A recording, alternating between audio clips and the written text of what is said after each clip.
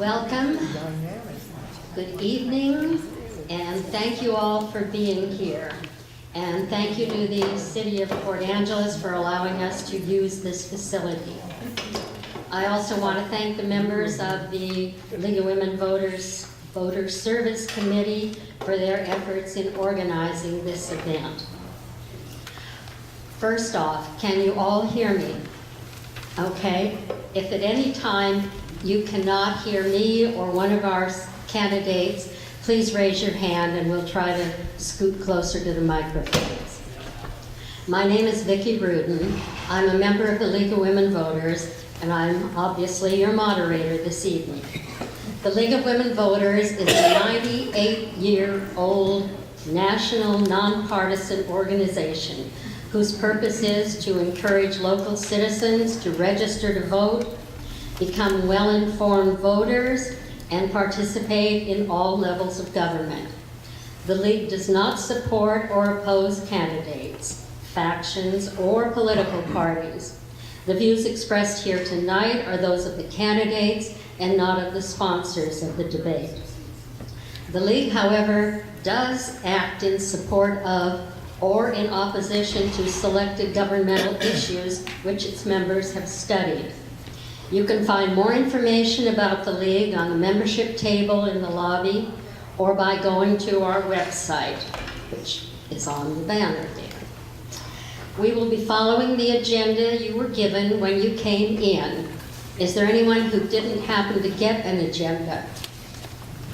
Well, we don't have a lot of spares, so if you could look on with the person sitting next to you, that would be very helpful. There's some over here. Raise your hand, though, if that doesn't work for you. But please try to share with the person sitting next to you. Thank you.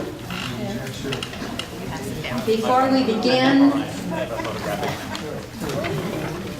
let's deal with a few important matters. First, please turn off all cell phones. I'll remember to do it myself. And if you have any other device that makes noise, please turn it off as well.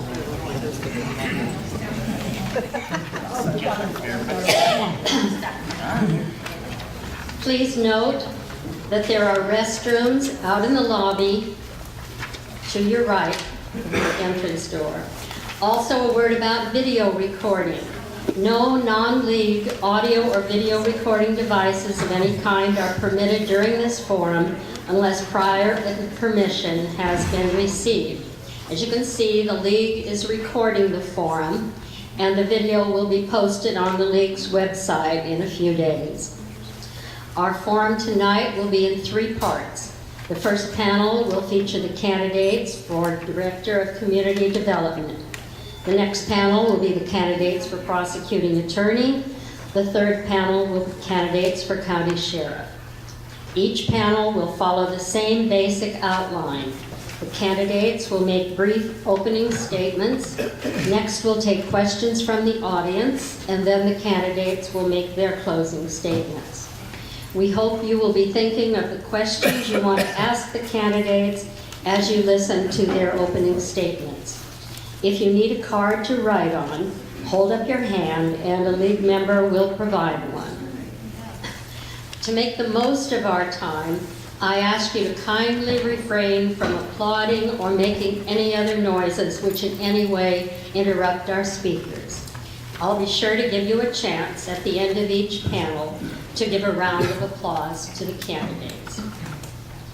League members wearing name tags are located around the room. Please signal to them if you need assistance in any way. Our timers this evening are Margie Whitmore, Ellen Fetchett, and Walt Johnson. They're down here in the front row. Their job is to make sure we stay within the time limits that have been established for each segment of our forum. Your agenda provides summary information on the responsibilities of each office that is being discussed tonight. Therefore, I'm not going to take time to repeat what you have before you. And probably you'll get a good understanding of the responsibilities of the office as you listen to the candidates. All right, candidates for Director of Community Development.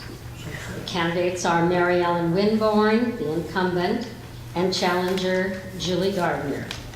Both candidates, in the order they filed for office, will be given up to 2 minutes for their opening remarks.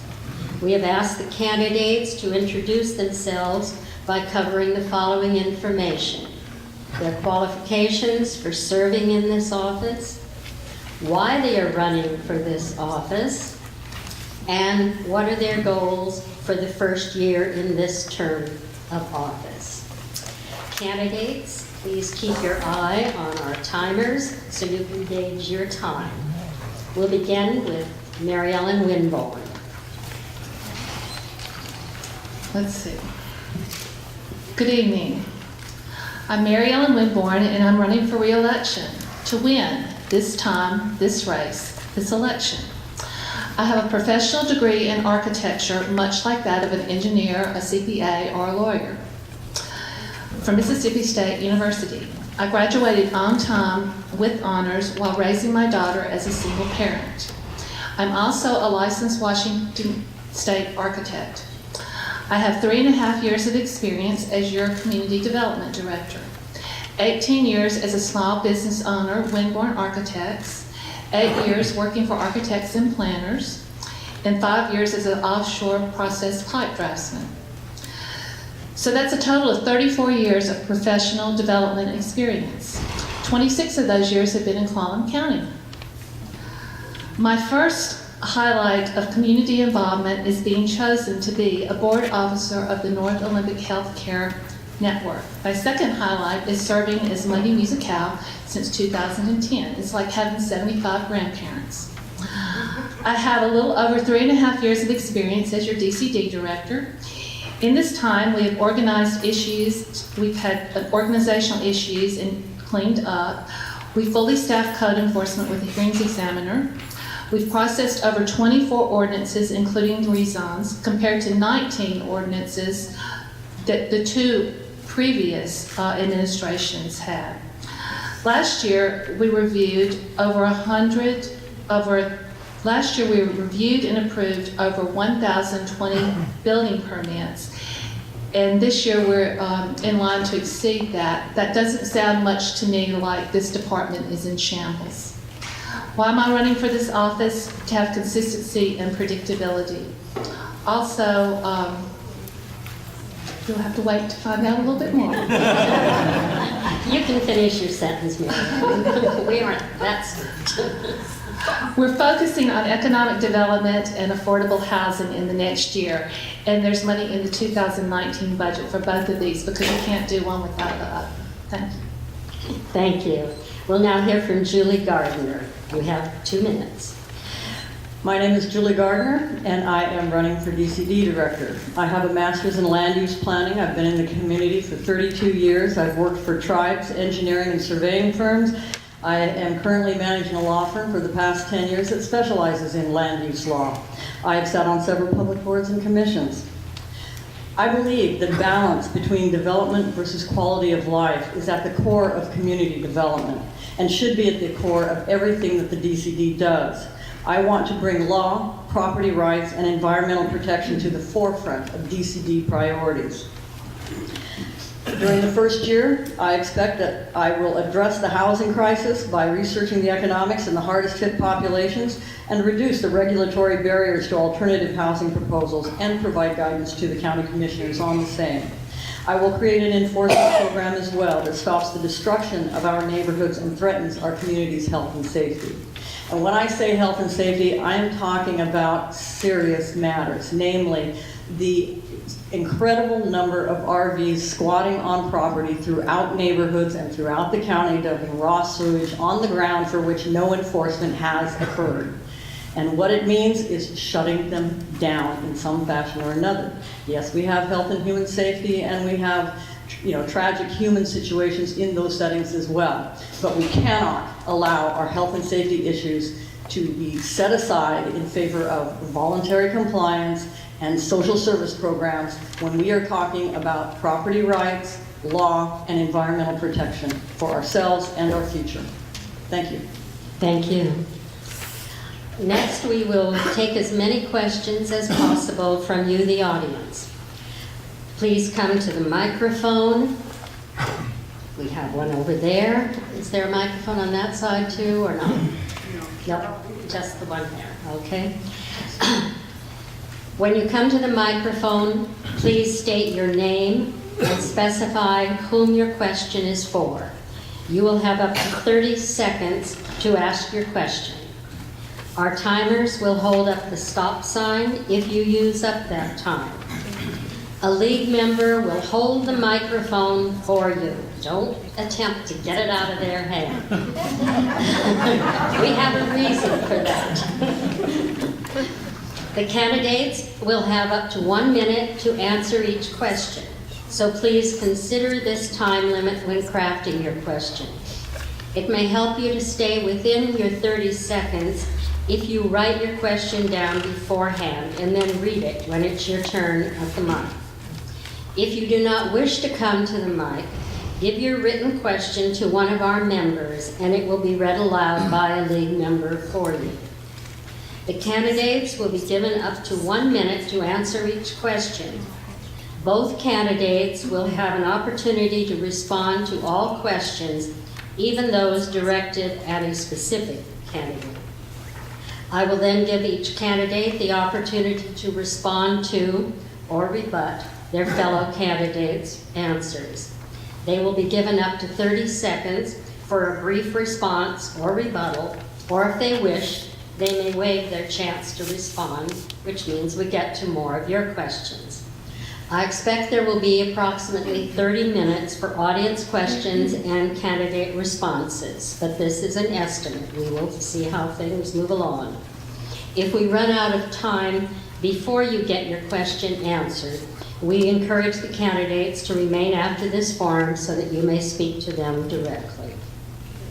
While you are coming to the mic, I'll kick off this part of the forum with our first question, and this is for both the candidates. I'll start with Mary Ellen. Is there a role the Department of Community Development can play in addressing the issue of homelessness in our communities? I believe yes, there is, but it's kind of in an indirect way, and it's about meeting some of the affordable housing needs for the income bracket of, say, between $40,000 and $50,000, because that's a family of four earning $47,000 a year would be considered for affordable housing. So if we can get, which we can do this by making sure that we develop some of the properties that can develop more densely, like say the Gales Addition area. There's areas in Carlsberg that can develop more densely, so we can get the infrastructure in place, and a developer can come in and build in those areas. Julie? First of all, we need to understand the nature of the problem. We see it, but what is in it? What is it defined by? There is a difference between homelessness and unaffordable housing. We have created the unaffordable housing issue by virtue of not being able to process subdivisions in the UGA or anywhere else in the county. We have evidence on the ground now to prove that. We've had unenforcement for 8 years on any front in regard to squatting RVs, various other alternative housing. We need to open up the barriers to alternative types of housing, including RVs as a permanent living situation and where they should be. Tiny homes, single occupancy residences, that's also known as a boarding house. There are alternatives out there that we have not developed and do not have a proper permitting process for. These things need to be addressed and addressed immediately. That's what we have long-range planners for. This is the kind of research that long-range planners do. Feasibility studies, economic analysis, figuring out who's where in the community. We can do it. Mary Ellen, you have an opportunity for a 30-second rebuttal if you wish. Well, it's just not true that we cannot process subdivisions in the county. That is just flat out not true. And RVs are recreational vehicles. They are vehicles like a car. The Department of Community Development does not permit vehicles on foundations, we permit buildings on foundations, and tiny homes are on wheels, and again, that's not something that we permit. So it's not really something that we can address. The best that we could do in affordable housing is designate an area that potentially, like an RV park, that's where you can have people living. And there are plenty of places in the county that you can have an RV park, so they don't have to be in everybody's backyard. Julie, you have an opportunity for another 30 seconds. The fact that we cannot process subdivisions in this county. The last subdivision to be processed went through the process 3 times with complete support by staff and failed 3 times miserably in front of the hearing examiner. And it is more a matter of being able to release and resolve conflicts within the permitting process that will allow subdivisions to be created in the UGA and in the urban areas that is going to solve this problem. The market has been damaged for 8 years, badly. All right, a question from the audience. Yes, my name is Scott Lang. I have a place in Clallam Bay. I think this question is for Julie. And then afterwards, Mary Ellen can give a little insight. She'll know what I'm talking about here because I've had a lot of dealing with the DCD over the last 12 years. And as I listened to your opening statement, I was kind of shocked at the aggressive nature of it. And what struck me was that it's almost totally unrealistic in the political environment that exists within the county. And I'd like you to explain to me, how are you going to work with other elected officials to do the agenda that you just described? Go ahead, Julie. Basically, we need all divisions in the county to work in concert, but that doesn't mean that DCD requires other people to do their job. It's DCD's job to establish the proper procedures and figure out how to use the other departments for the skills and the resources that they have to offer. But DCD is the coordinating model that then draws strength from each of the other divisions. You have to be able to use all of the divisions effectively, and that is why the second degree, the 3 years beyond the undergraduate degree, is necessary to learn how to do that, how to work the engine that is the community development system. Comprehensive planning is a profound economic engine if it's used properly. So I believe the question is, how have I worked with different departments? Could you repeat the question? It was impossible to get any code enforcement until you came into the department. There have been a lot of changes since you joined. I think it would be instructive for this audience to understand the political realities of getting things done within county government.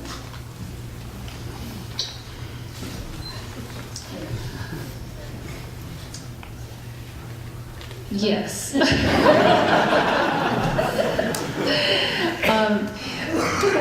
It's like anything. I mean, every child knows which parent to ask for what they need, right? So we all have to realize when we can and when we can't do something, and I think that's very important. And when I want to get something done in my house, if my husband's not on board, I don't force him to do it. I get on board with things that I know that other people are going to get on board with. That generates a lot of momentum, and you get things done. So thank you. Julie, you can have another 30 seconds for a rebuttal or further comment. No, I think we should go on to the next questions. Mary Ellen, you have an opportunity for another 30 seconds if you wish. I believe that it's very important to have a good working relationship with all the different electeds and the department heads. I spend time talking to each commissioner because I want to let them know what's going on in DCD, because in any other circumstances, the commissioners would be in charge of DCD, but since they're not, I think it's important that we have open lines of communication all the time, because that's how things happen and that's how we get things done. We'll take our next question over here. Yes, this is for Mary Ellen. Mary Ellen, could you explain the difference between a hotel and a bed and breakfast? relative to county code? Yes. Our bed and breakfast codes say that you have up to 5 rooms for overnight accommodations with, that does not distract from the residential appearance of the building. Well, once you go beyond 5 in the building codes, it becomes a hotel. And then it has more restrictions than it has with 5 or less rooms. But 5 or more rooms, it becomes a hotel. You have to put exit stairs in, you have to put fire suppression systems in, you have to put just any hotel that you've been in. So after 5 rooms, that's what the building code says. You need a fire suppression system like you would have in this building. So it's much more restrictive, because a single family residence, that's the least restrictive building that we have. So that's the least safe building that we have in our communities. So when you start to put people that don't know what other people are doing in other rooms, you need to have better restrictions. So that's the difference.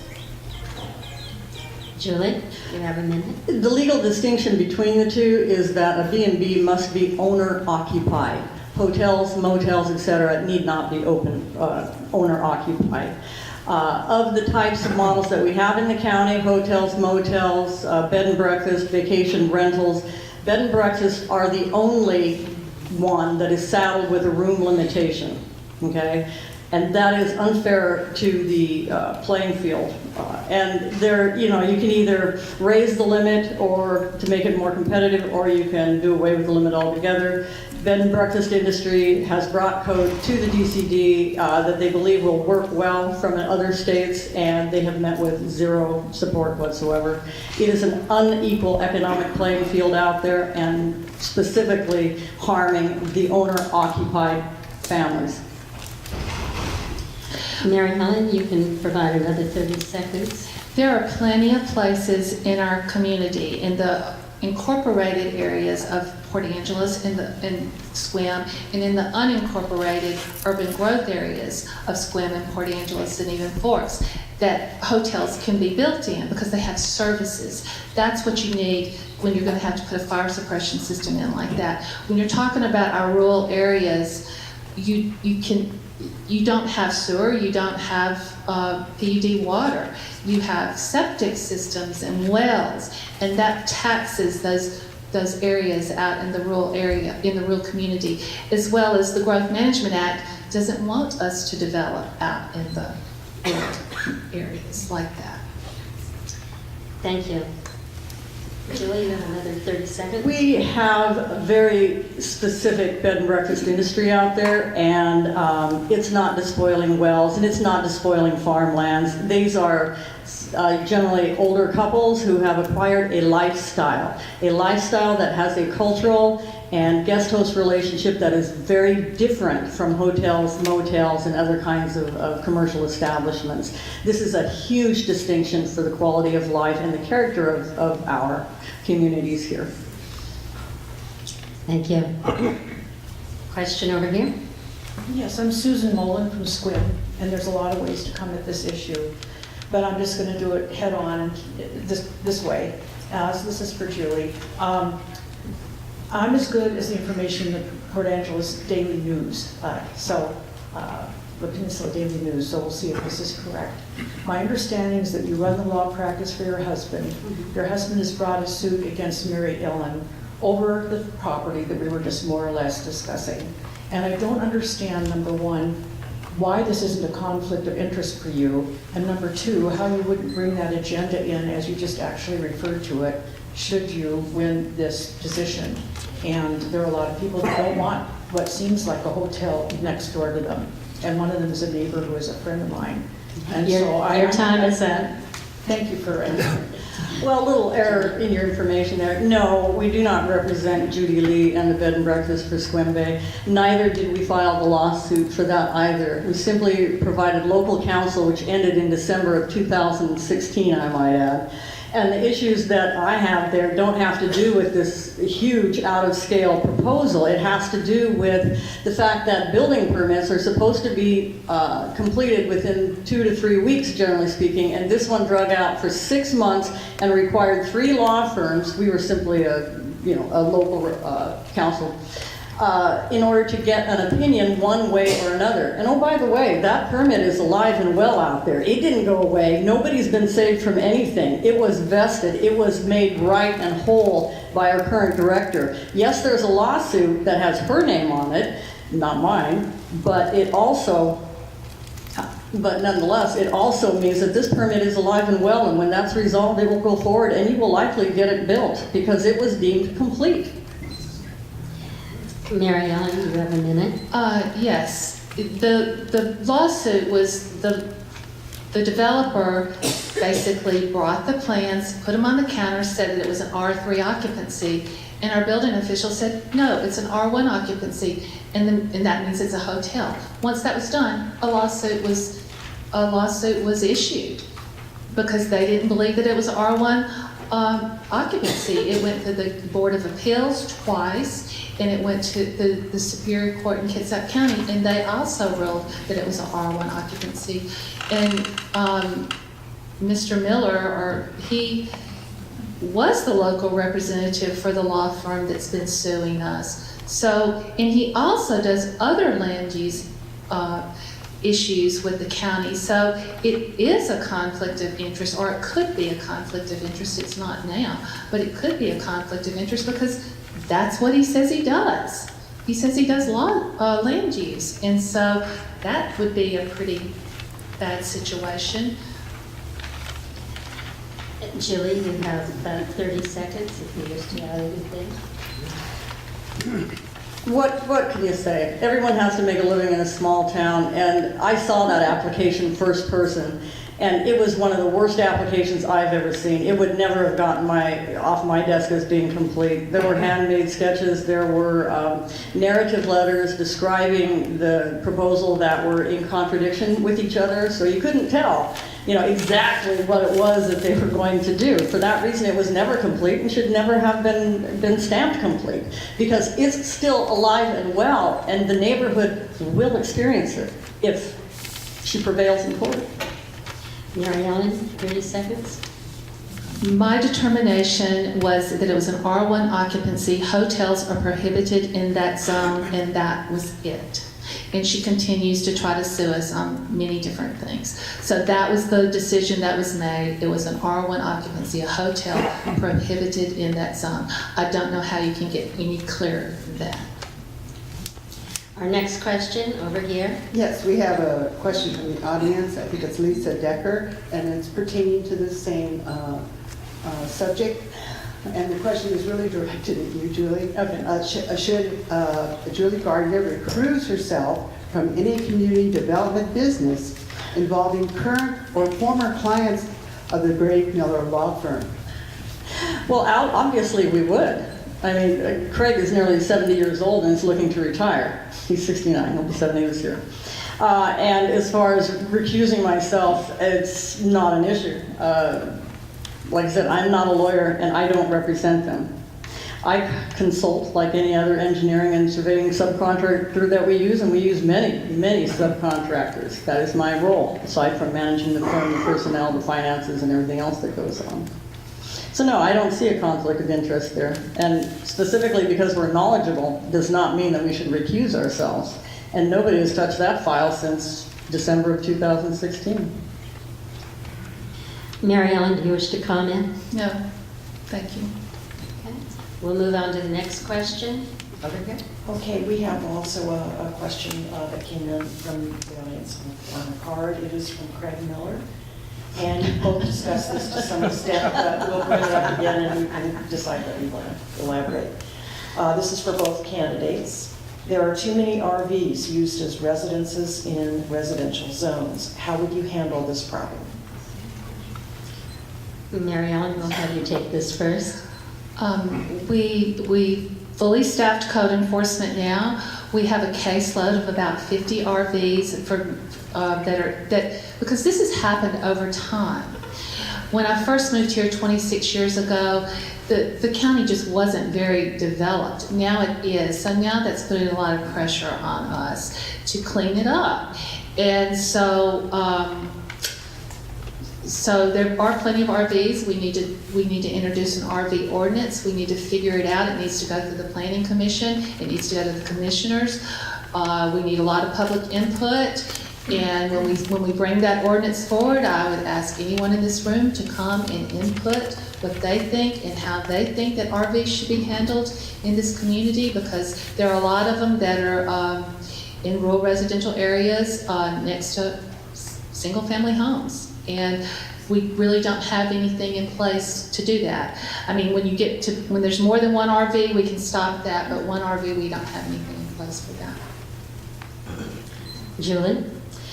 Well, there's no question that RVs are permeating our single-family residences, and our single-family neighborhoods are one of our preferred living locations. But things have changed since the Great Recession.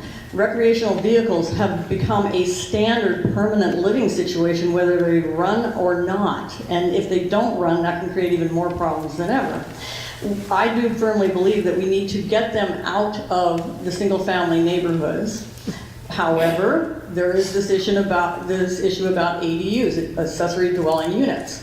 If they're permanent living situations, are there environments where they can be used, in fact, as a limited ADU? That's a possibility. However, my concern is the lack of enforcement on the ones that are on the ground, and that requires abatement orders, not voluntary compliance. Abatement is when you enter and resolve a situation that has been going unaddressed for years and years and years, like sewage being dumped raw on the ground, untreated, by hundreds of RVs.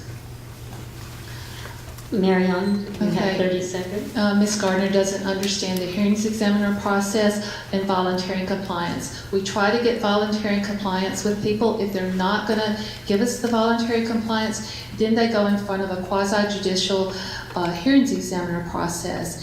And he helps them even more try to determine when they're going to be able to, say, get out of the situation that they're in. If they can't, then it has to move on to Superior Court. So there is a process. Julie?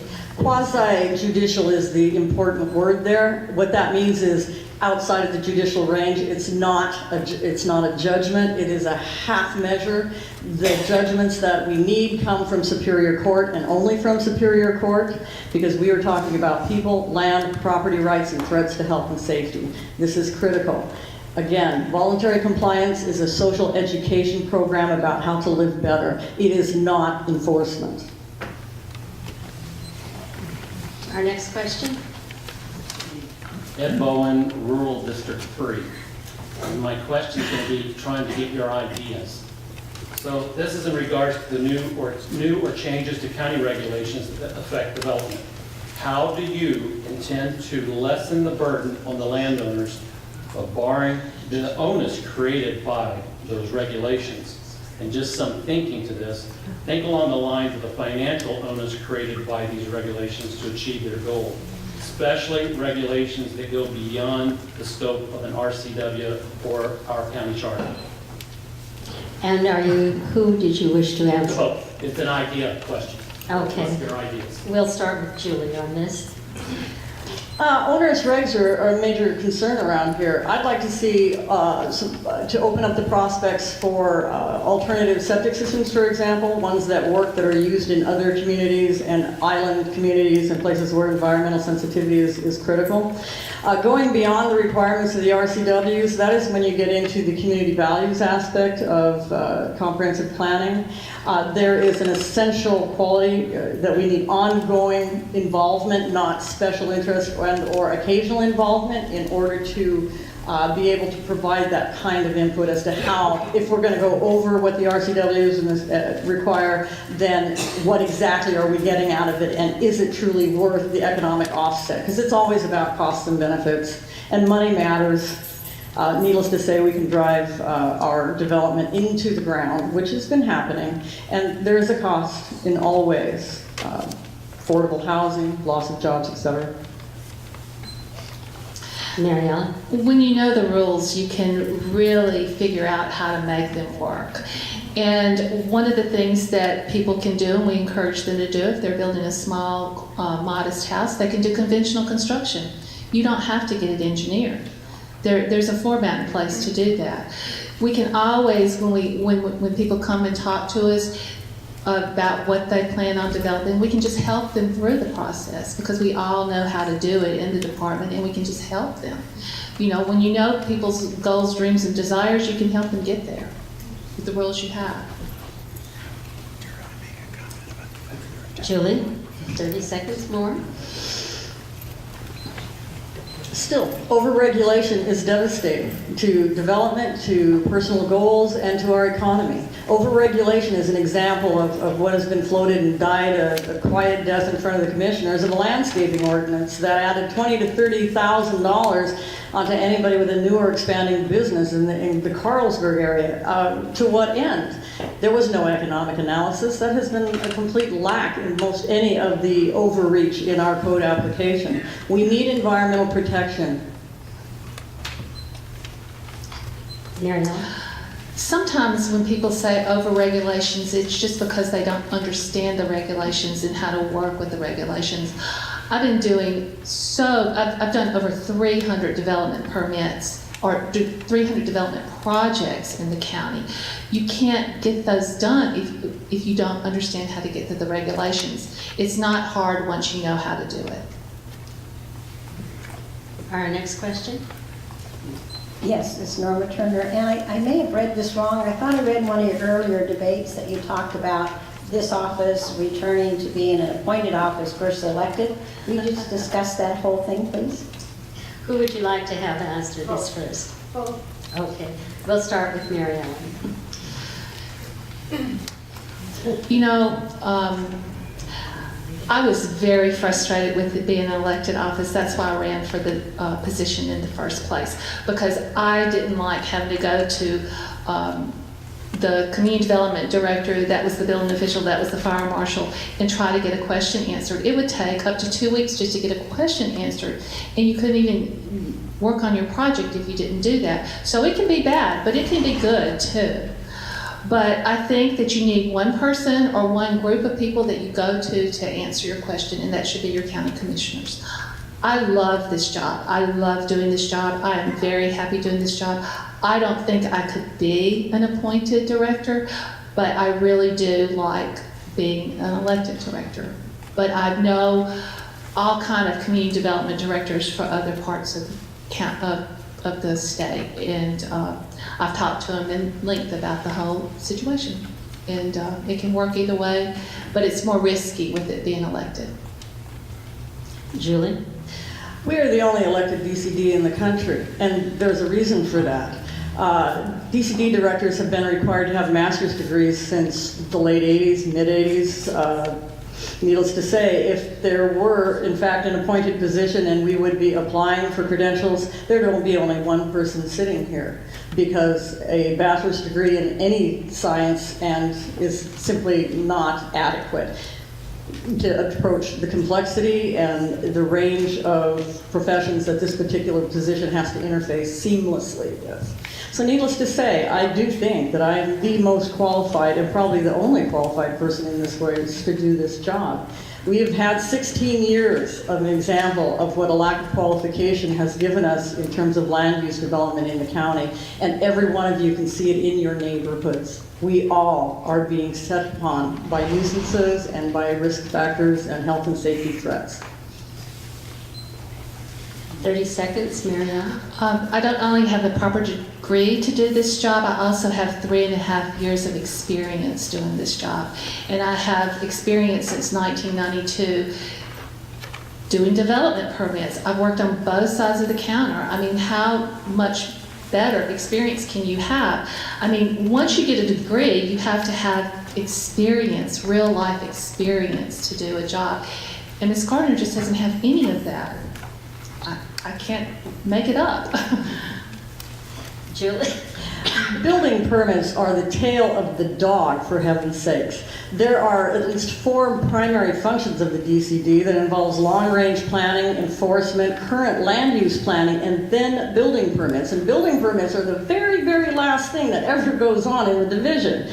And the idea of trying to interpret land use code or uses like through the zoning code with a building code, because that's where your experience is incompetent. Sorry. Do we have any more questions from the audience? One more over there? Yes, we have one from the audience. There's no name associated with it, and you've touched on this one too a little bit, and it's for both of you. Both of you have said that you think the Director of Community Development should be appointed. What do you think the qualifications should be? We'll start with you, Julie. Well, obviously, I've just stated that. You must have, first, a degree within one of the disciplines, which is architecture, engineering, sociology, economics, anthropology for that matter. And then you need the advanced degree that tells you and teaches you how to use other professions in detail as part of the process.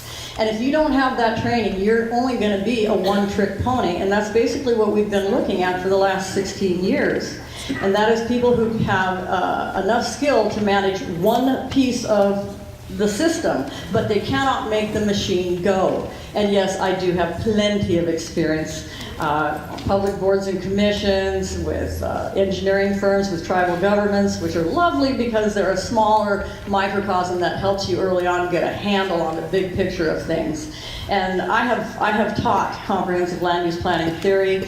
I can see the big picture. Mary Ellen? The list that Julie listed, that's usually what, that's the list of acceptable degrees to be usually a DCD director, which I have an architectural degree. It's a professional degree. It has a thesis shoved into it. Either you have a 4 or 2 year degree, or you have a 5-year degree. Mine's a 5-year degree. It's just as comparable as a 4 to undergraduate with a graduate degree. So, because that's what you need to sit for your licensing test. So I do have all the education, all the classes that a person that has a master's has. It just got all shoved into 5 years. And out of 150 students that started in my class, there were only 10 of us that graduated on time. And that's why they started making it a 4-2 program, because most people couldn't get through the process in 5 years. So I do have all the theory, but I have the real life experience. That's what you have to have. When you have theory, you have to put it into practical application. And that's what I've been doing for the last almost 30 years. Do you wish another 30 seconds? The proof is in the pudding. Look around. Look at your neighborhoods. Look at our cities. Look at our affordable housing crisis. Look at our lack of enforcement, and look at our lack of long-range perspective on where all of this is going, if anywhere. Have you gotten the services your tax dollars have paid for? Any of you? I haven't. And I'm concerned with this, particularly on the enforcement issue. Mary Ellen, 30 seconds. I just don't think I have anything else to say about that. Well, we have used up a half hour of questions. You have already asked one, right? This gentleman. Okay, well, we're going to call it off at this point and go to our candidates' closing statements. In this case, we will now reverse the order from the opening statements and begin with Julie Gardiner. You have 2 minutes. I believe the balance between development versus quality of life is at the core of community development and should be at the core of all that the DCD does. Land development is essential for housing, for jobs, and for environmental restoration. I believe in less regulation, use of performance standards, and better enforcement. Don't make new laws if you cannot enforce the ones you have. And I will work with citizens to develop their projects, not against them. That does not mean it's a free range out there. We must protect this glorious piece of dirt that we're all living on. It's the mother and it's what we've got. And if we destroy it, we probably aren't going to make it back in our lifetime or our children's. I want to be a professional voice of reason for balance and protection of property rights, environmental protection, and fair and equal access to the law in this system. Thank you. Mary Ellen Winborn. When you're an elected official, and particularly when you're running for office, sometimes you Google yourself just to see what's out there because you never know what Paul Gottlieb's up to. So I do that, and this book shows up, of Building a Community, a New Future of Architecture Education, a special report. In 1995, a couple of architects, I believe they received a grant to tour the country and interview different communities. Somehow they ended up in Port Angeles and they interviewed me. And I'm quoted in this book saying, this is 1995, I believe preserving the environment is quickly becoming the larger purpose of architects in the next 10 to 20 years. We have a responsibility to use less and get more. We need to be economical and rethink some of the extravagant ways of our modern predecessors. This is still who I am, which is really exciting. So what to do? We have a choice, and it's like this. If you want someone to care less about community development, it's not going to be me. I've spent the last 30 plus years of my career, my professional career, dealing with the complexities of community and development. And to only settle, that's just not good enough. We have to challenge ourselves and we have to keep moving forward. So I'll make you a promise, and that is to continue to listen to you and work tirelessly to make our county its best. And I ask for your vote to continue to serve as your Community Development Director. Thank you. Thank you both. Let's give a round of applause.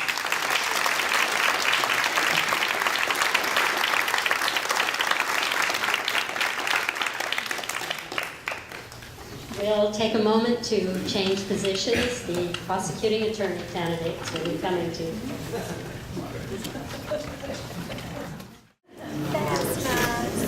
Okay, audience, we're going to start. Please take your seats.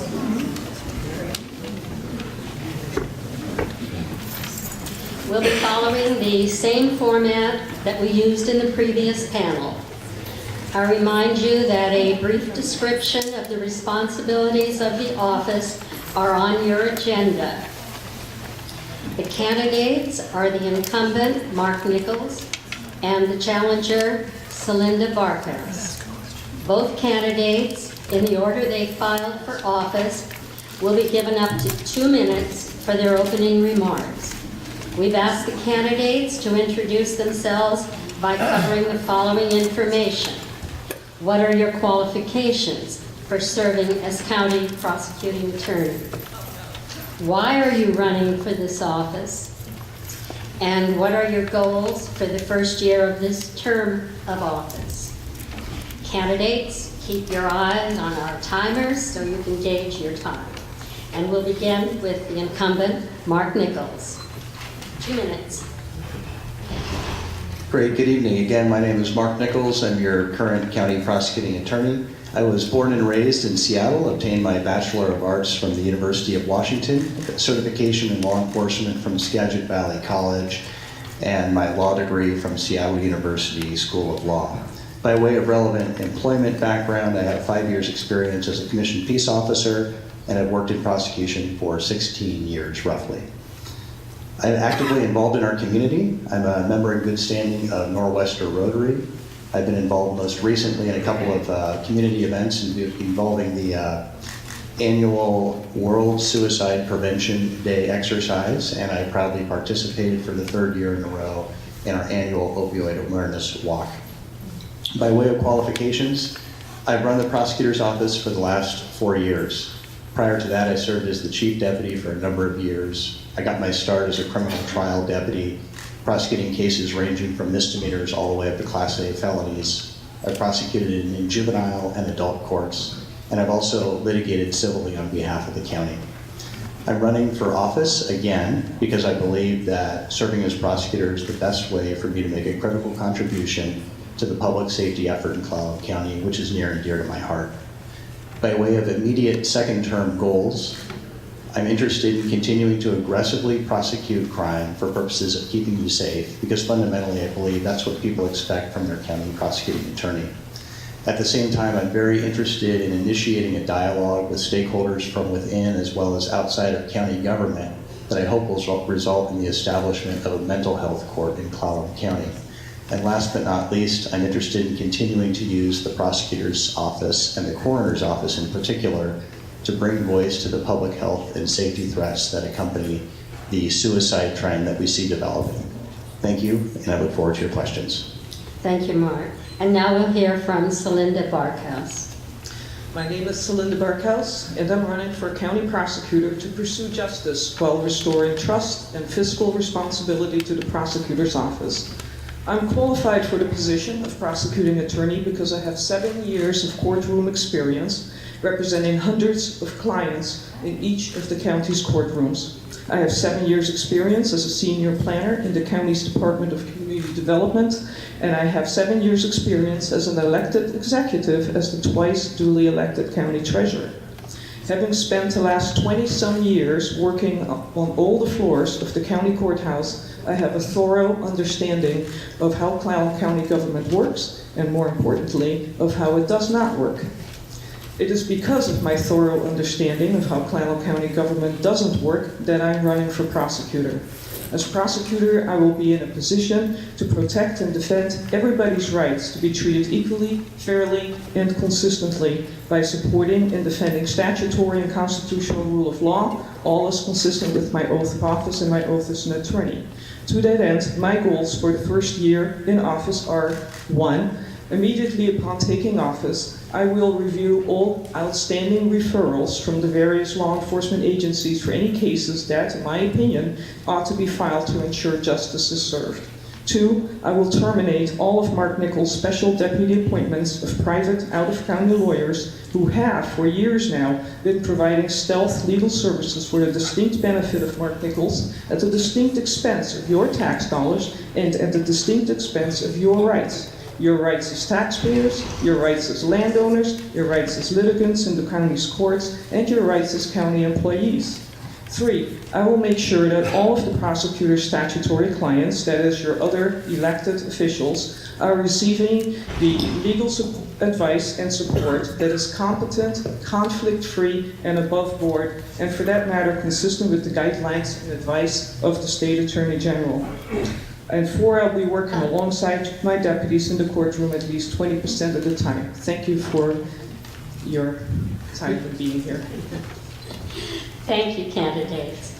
Now we'll take as many questions as possible from you, the audience. We'll follow the same procedures as with our previous panel.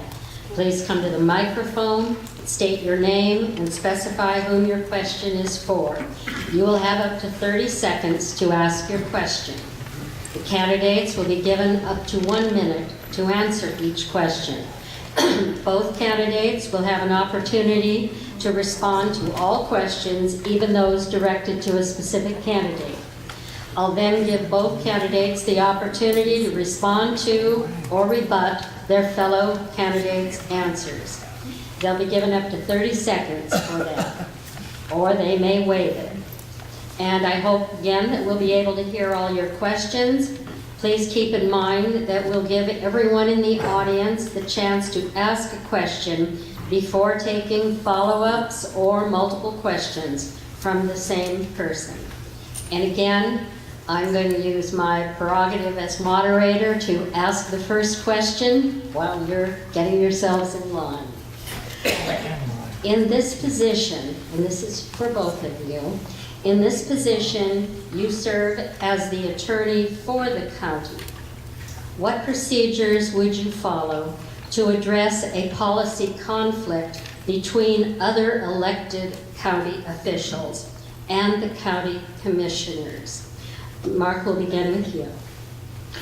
Thank you. And so I'll note at the outset that the same question, I believe, was asked, or a variation of a theme, on the vote411.org website. And so I'd refer people there for a more exhaustive answer. But the short answer is that the rules of professional conduct, which are the ethical guidelines that attorneys are required to follow, authorize prosecutors to help mediate disputes, oftentimes which sound in policy disagreements as between elected officials and government. And so I would conduct myself consistent with the guidance provided through the rules of professional conduct, which is first and foremost ethical advice, very important.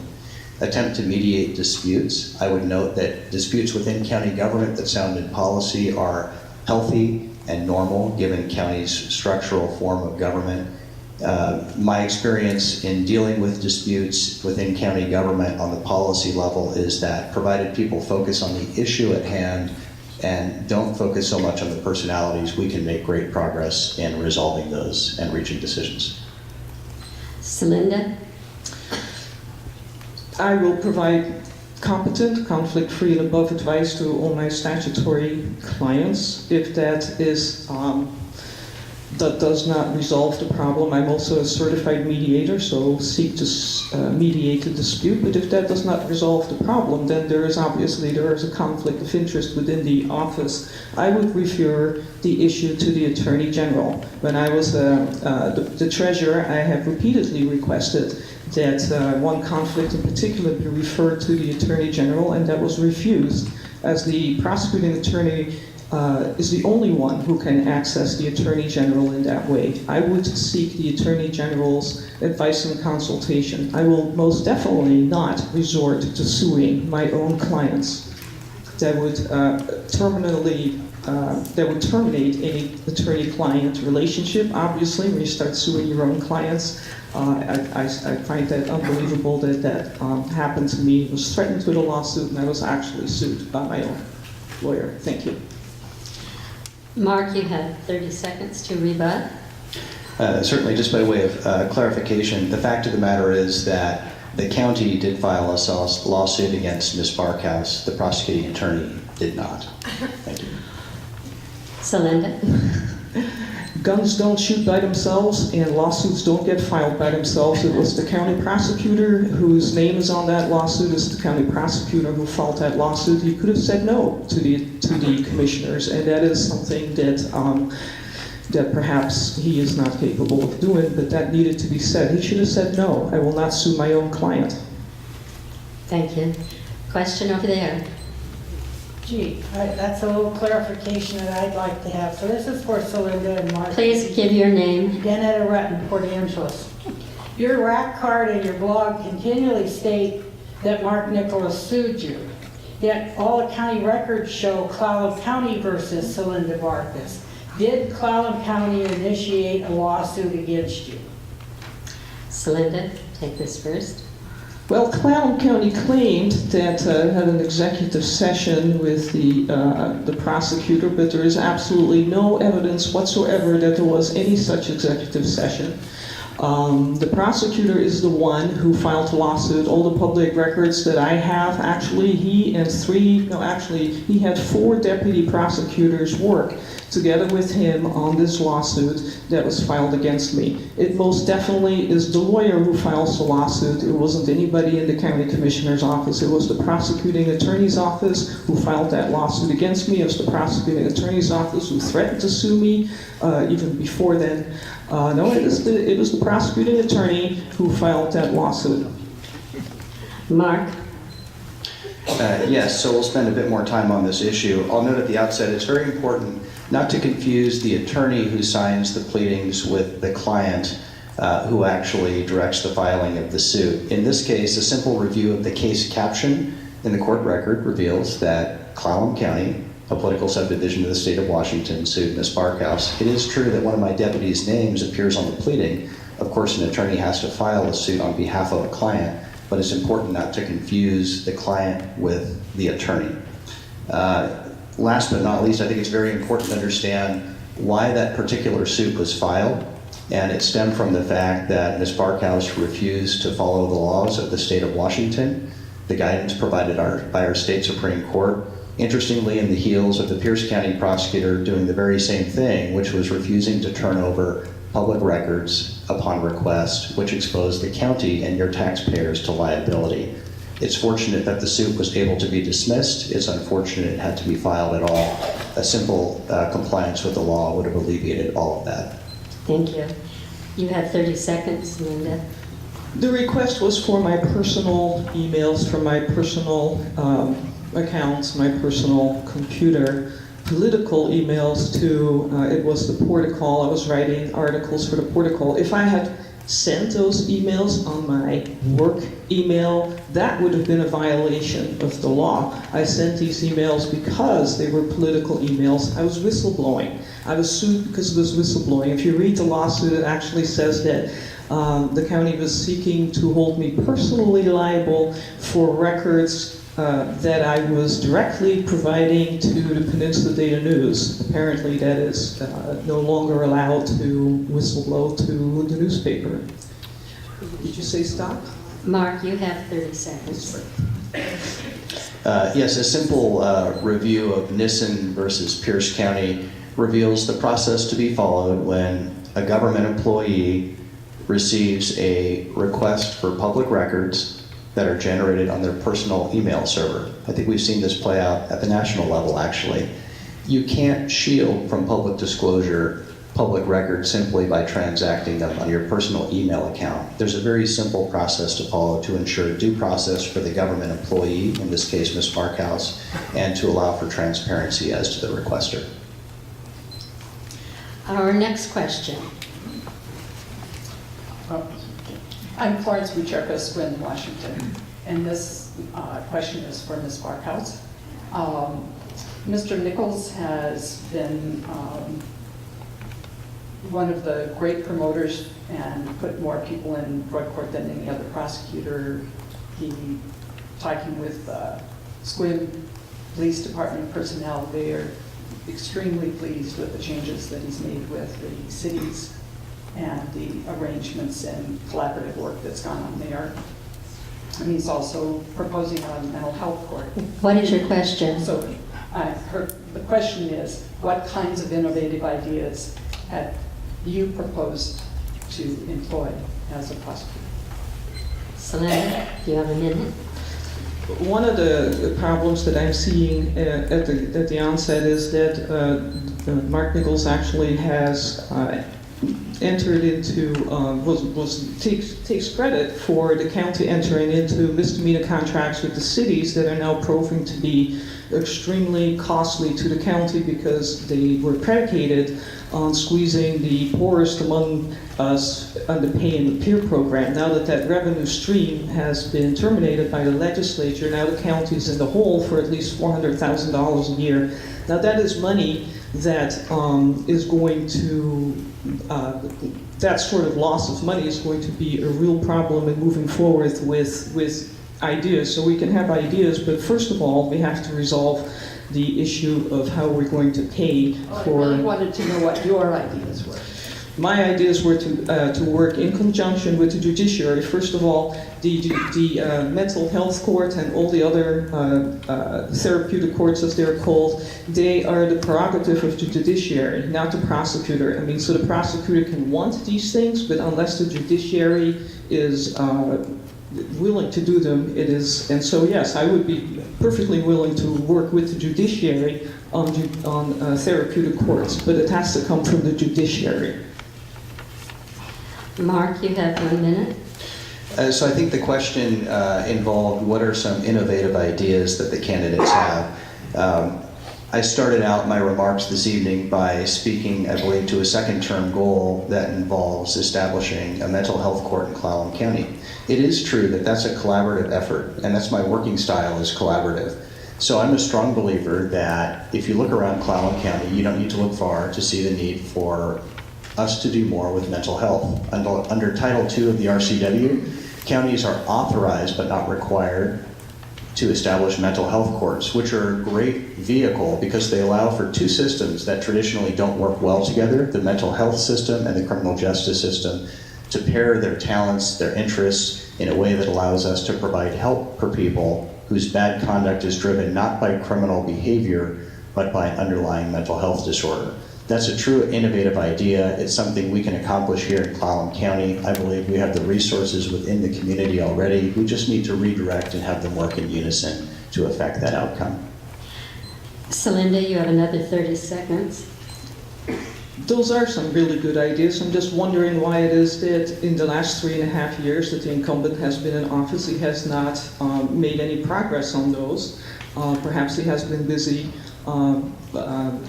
settling cases, and that have cost the county $2.4 million. That is money that could have been spent on promoting and putting together a lot of really good programs, but he has spent his time and county resources in a manner that has apparently kept him from doing this in his first term. Thank you. Mark, you have another 30 seconds. Yes, and so over the last 4 years, we've actually accomplished quite a bit in relation to mental health already. If you look at Clallam County's history prior to about 2014, you would have seen that we were grossly out of compliance as a jurisdiction with the requirements of the state's Involuntary Treatment Act under RCW 71.05. I immediately went to work tasking my office and was personally involved in helping to bring our jurisdiction into compliance with the requirements of the ITA Act. We worked aggressively with PBH, OMC, and stakeholders to accomplish that. Our next question. We have three. Do you have some over there? Hannah, Okay. This one may have already been asked, perhaps differently, so I think I'll let you decide whether it should go forward. Please clarify, I'm sorry, this is Melissa Sesson. Please clarify why you think Mark Nichols sued you, since it was the commissioner that mandated him to do so. I personally think that's been pretty much hashed over, don't you both? Or do you want to? I could give you each a 30-second rebuttal time if you would like. Sure, I would like to, when it comes down to it, why I got sued is, well, I was whistleblowing documents that showed some serious financial mismanagement, but also at the same time that I was being sued for not for failing to provide records, but for threatening to provide records to the Peninsula Data News. Mr. Nichols was settling the Lane public records case, which, and that was settled for over $500,000, and it was very stealthily settled. These were records that I actually created as senior planner that had been withheld at length, and so I think it was a diversion to keep the attention away from the settlement going through very stealthily, which is why I was sued. Mark, 30 seconds.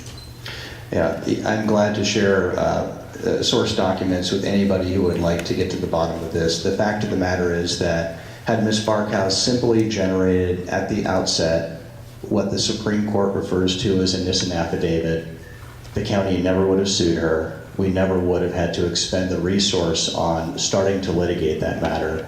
Notably, in the end, she did exactly what the county asked her to do in the beginning. In the end of the process, we expended significant public resource with an elected official who was refusing to simply follow the law. And I think that's the last thing you want in your prosecutor. We'll take the next question over here. Hi, Scott Lang, Clallam Bay. This question is for Mark Nichols. Your failure to observe and enforce the laws has cost Clallam County and its insurers over $2 million since you started with the county. Another case, the Hendrickson matter, is pending, and it's my understanding that another suit may be coming soon. You have fired several employees for reasons trivial in comparison to your record. If Ms. Hendrickson should win her case, or the county and its insurers must pay another settlement for your mistakes, will you sue yourself, or will you tender your resignation? Mark, you have a minute. So I think I'll take my minute to first correct a couple of factual inaccuracies built within the question. I haven't cost the county $2 million or anything near to it.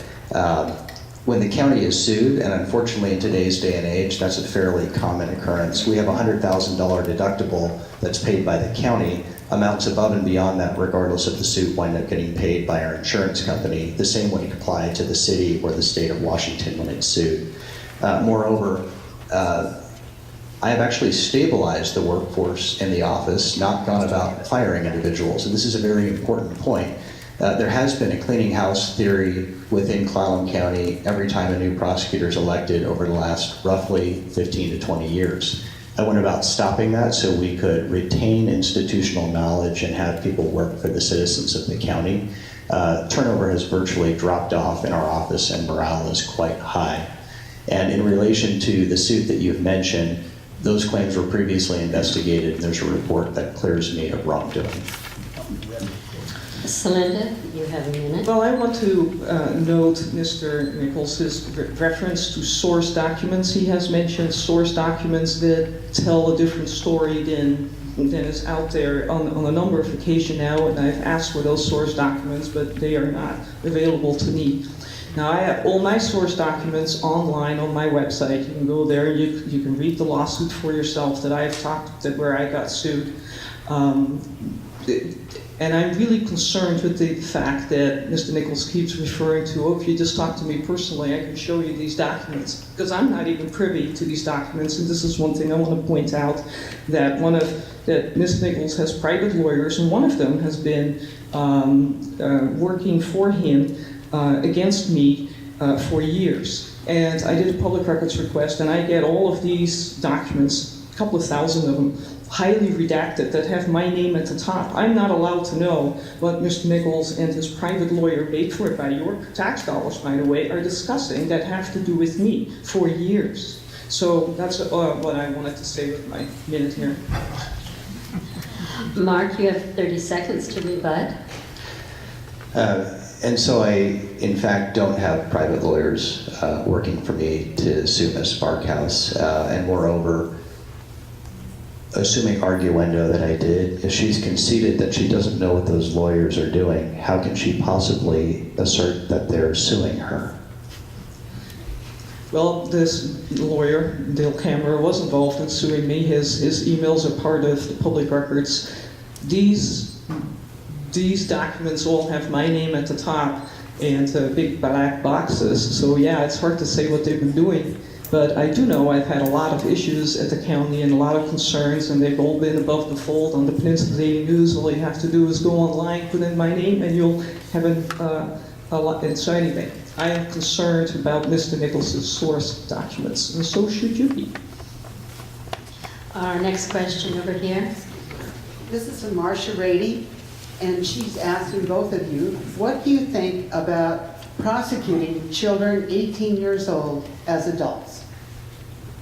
Or as both? For both of them, well, we'll have Selinda take this one first. Well, that is unfortunately the law. When you're 18, you are considered an adult and you go to adult court. What do I think of that?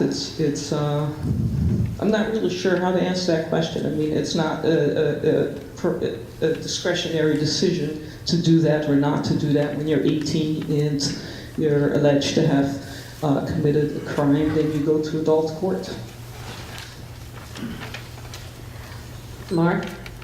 And so the issue of prosecuting juveniles or young adults as adults has been in the news quite a bit of late. You know, under the state's Juvenile Justice and Care Act, we have what's called the auto-adult provisions. And what those require is that certain individuals who are under the age of 18 who commit serious enough offenses actually wind up being prosecuted as adults. Jurisdiction winds up being divested to the adult court based on the severity of the crime. There's a movement afoot right now, and it's really born out of King County in particular, and it's exploring the question of whether, in relation to the fact that our understanding of the development of the human mind warrants increasing the age of adulthood for purposes of prosecutions. Frankly, in some cases, I would be a strong supporter of that.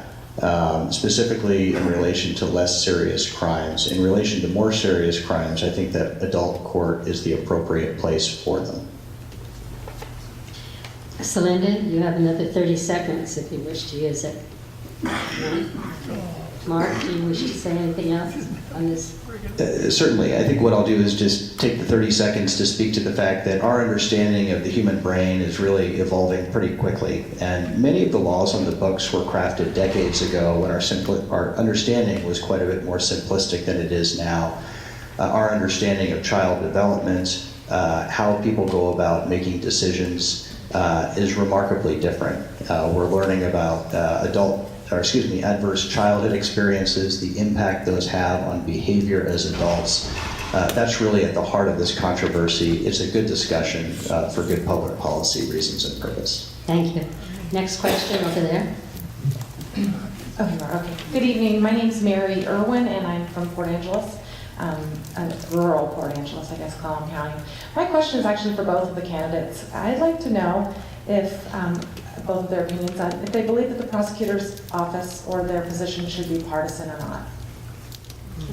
Mark, you'll go first on this one. No. The last thing that Clallam County wants or should want is a partisan prosecutor.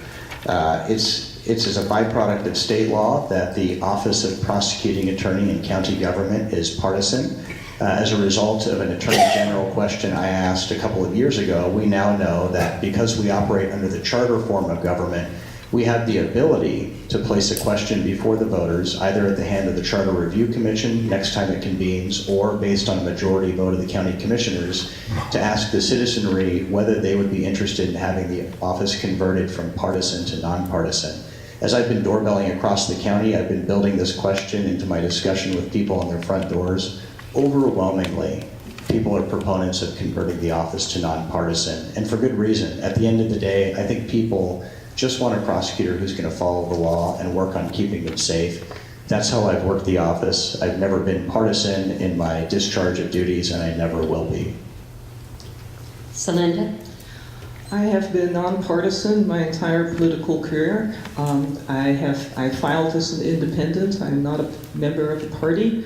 I was in a nonpartisan position as the elected treasurer, and I continue to feel strongly about being independent and nonpartisan. That's why I filed that way. I'm very much committed to that.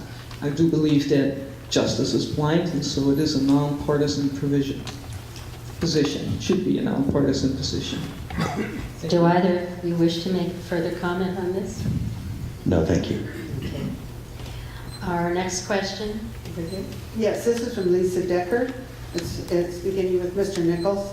It is my understanding that most prosecutors carry their own caseload, using at least 15% of their work time. Why do you not carry your own caseload? And so I'm not sure where the 15% figure comes from. Regardless, I've worked the position of prosecuting attorney in a different way by design. When I came into office, it was in the aftermath of having worked for a prosecutor, a multi-term prosecutor, who spent probably well north of 90% of her time in court. And that was at the expense of running the office with regards to the budget, the development and implementation of policy, structures that are designed to benefit the workforce so that people can be as efficient as they can in the delivery of service to you. It's also at the expense of public education and outreach, which is something that I purposely prioritized and that I ran on in 2014. Frankly, even as active as I've been in relation to public education and outreach, the response I receive from community groups is, gee, can you come back and talk with us even more? That said, prosecuting cases is fun. It's how I got my start. And for purposes of second term, one of my goals is getting back into court, realistically on about a 25% basis at most. Selinda?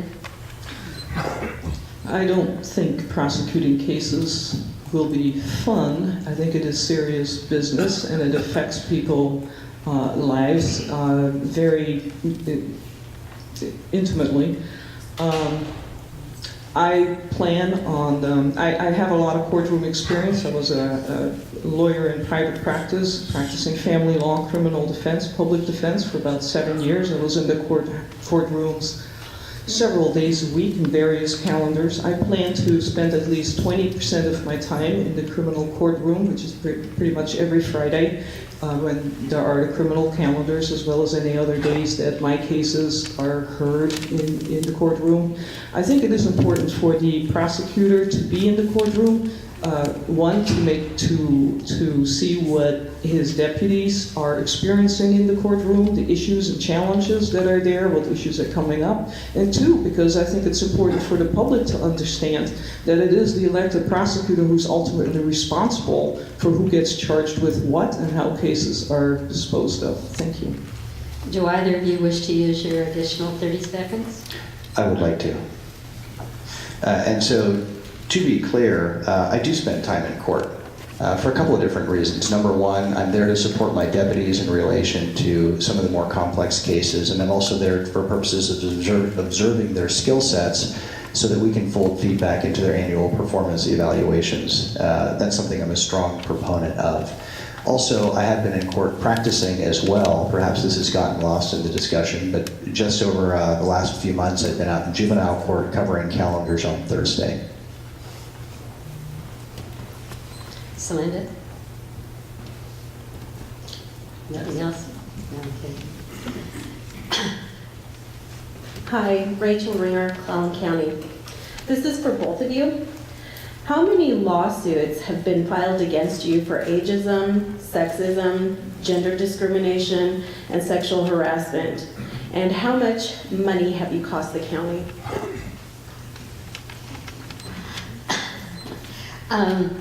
Selinda, we'll take you first on this one. 0 lawsuits and $0. Mark? And per the earlier remark, there's been one lawsuit filed against me that alleges sexual harassment that's been in the news a bit. That's based on a longtime friend, former employee of the office, who made some complaints.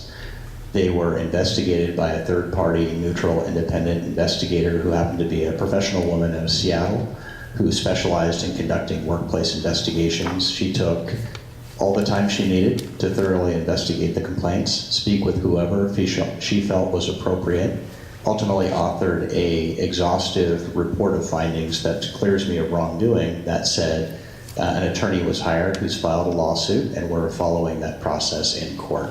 The claimant, to be clear, has every right to file a lawsuit and will simply cooperate with that process. Selinda, you have 30 seconds if you wish to use it.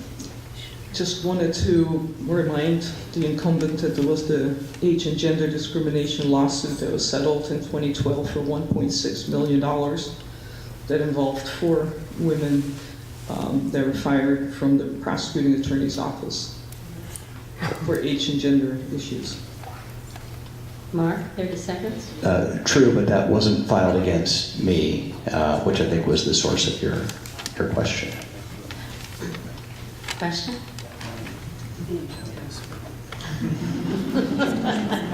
Don't argue. She'll hold it. Well, I want to go back to an answer you made a while back, Mike, where you put off the cost of these lawsuits to the county's insurance company. Isn't it true that the county's insurance company is the Washington County's risk pool? And isn't it true that that is funded by taxpayer dollars? Mark? It is true that the county's insurer, for lack of better terms, is the Washington County's risk pool, which is a joint self-insurance group authorized under state law. It was created by counties, for counties, decades ago, recognizing the unique nature of liabilities that attach given the work that we do. The pool is self-funded by the member counties, and there's also layers of excess insurance coverage that are purchased by it in the event of catastrophic liabilities. What is catastrophic? I'd point out that 2 lawsuits for sure were not covered by the risk pool, and that is the Delane public records case that was settled over $500,000, and then in addition to that there were attorney's fees and a lot more costs in actually implementing that settlement. But $500,000 was paid from the county reserves. I know I was the county treasurer and I was ordered to liquidate over $500,000 of your taxpayer reserves to pay the settlement on that public records lawsuit, which involved withholding of records for many, many years. The other one is $300,000 in the Fager case that was just in the newspaper. That was for penalties. No, that was for attorney's fees to be paid to the other party because of wrongful misconduct. That was also not paid. That is not going to be paid by the risk pool. That is a cost to the county taxpayers, over $300,000. Mark, you have 30 seconds additional. Sure. So with reference to the public record suit that was referenced, that was filed against Clallam County, the Department of Community Development, the Prosecuting Attorney's Office, and John Doe's 1 through 10. It was unfortunate that that happened, especially because as far back as 2008, I, in writing, specifically recommended that the county take more seriously its obligations under the state's Public Records Act. I believe had they simply implemented my recommendations in 2008 instead of 2017, none of that likely would have been necessary. Selinda?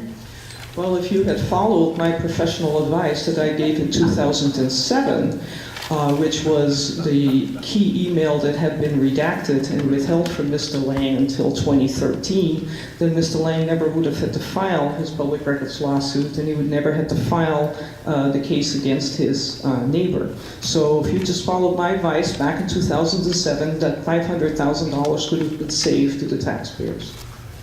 Thank you. We have 2 more people that are standing to ask questions, and we'll hear those, and then it will be time to stop. Over there. Hi, Marilee Smith. I see a pattern here that that actually disturbs me. In 2009, there was that $1.6 million age discrimination suit by 4 women who claimed hostile, demeaning, and condescending atmosphere. And you were deputy prosecutor. This is actually for Mr. Nichols. In 2011, there was a deputy prosecutor hired who had, was found, I guess, there was a lawsuit paid out for sexual harassment in Aberdeen, and then your sexual harassment lawsuit, that whether it's true or not, I have no idea. What are you doing within the Clallam, what would you do, if elected this time, to make sure that women are not harassed in the workplace, and how do you change this tide that I'm seeing? Mark? And so just by way of clarification on the 2008-2009 age discrimination suit, that occurred under not my term or administration, but a former prosecuting attorney. Moreover, while the case was settled, I was a proponent of having it go to trial, among other reasons, because the judge in the case found that the plaintiffs willfully and improperly destroyed evidence. And I don't think that anybody likes when people do that. As to an Aberdeen case, different jurisdiction, I had nothing to do with that, and so I couldn't really comment on that. But what I will comment on is the topic of women's rights, and I'm a huge supporter of women's rights. I enjoy prosecuting people who harass women, who violate their rights or subject them to other deprivations as the case may be. If you ask employees of the prosecutor's office, 66% of whom are female, 2/3 of my management team are women, I think they'll echo that sentiment. So I lead by example in that regard. Selinda?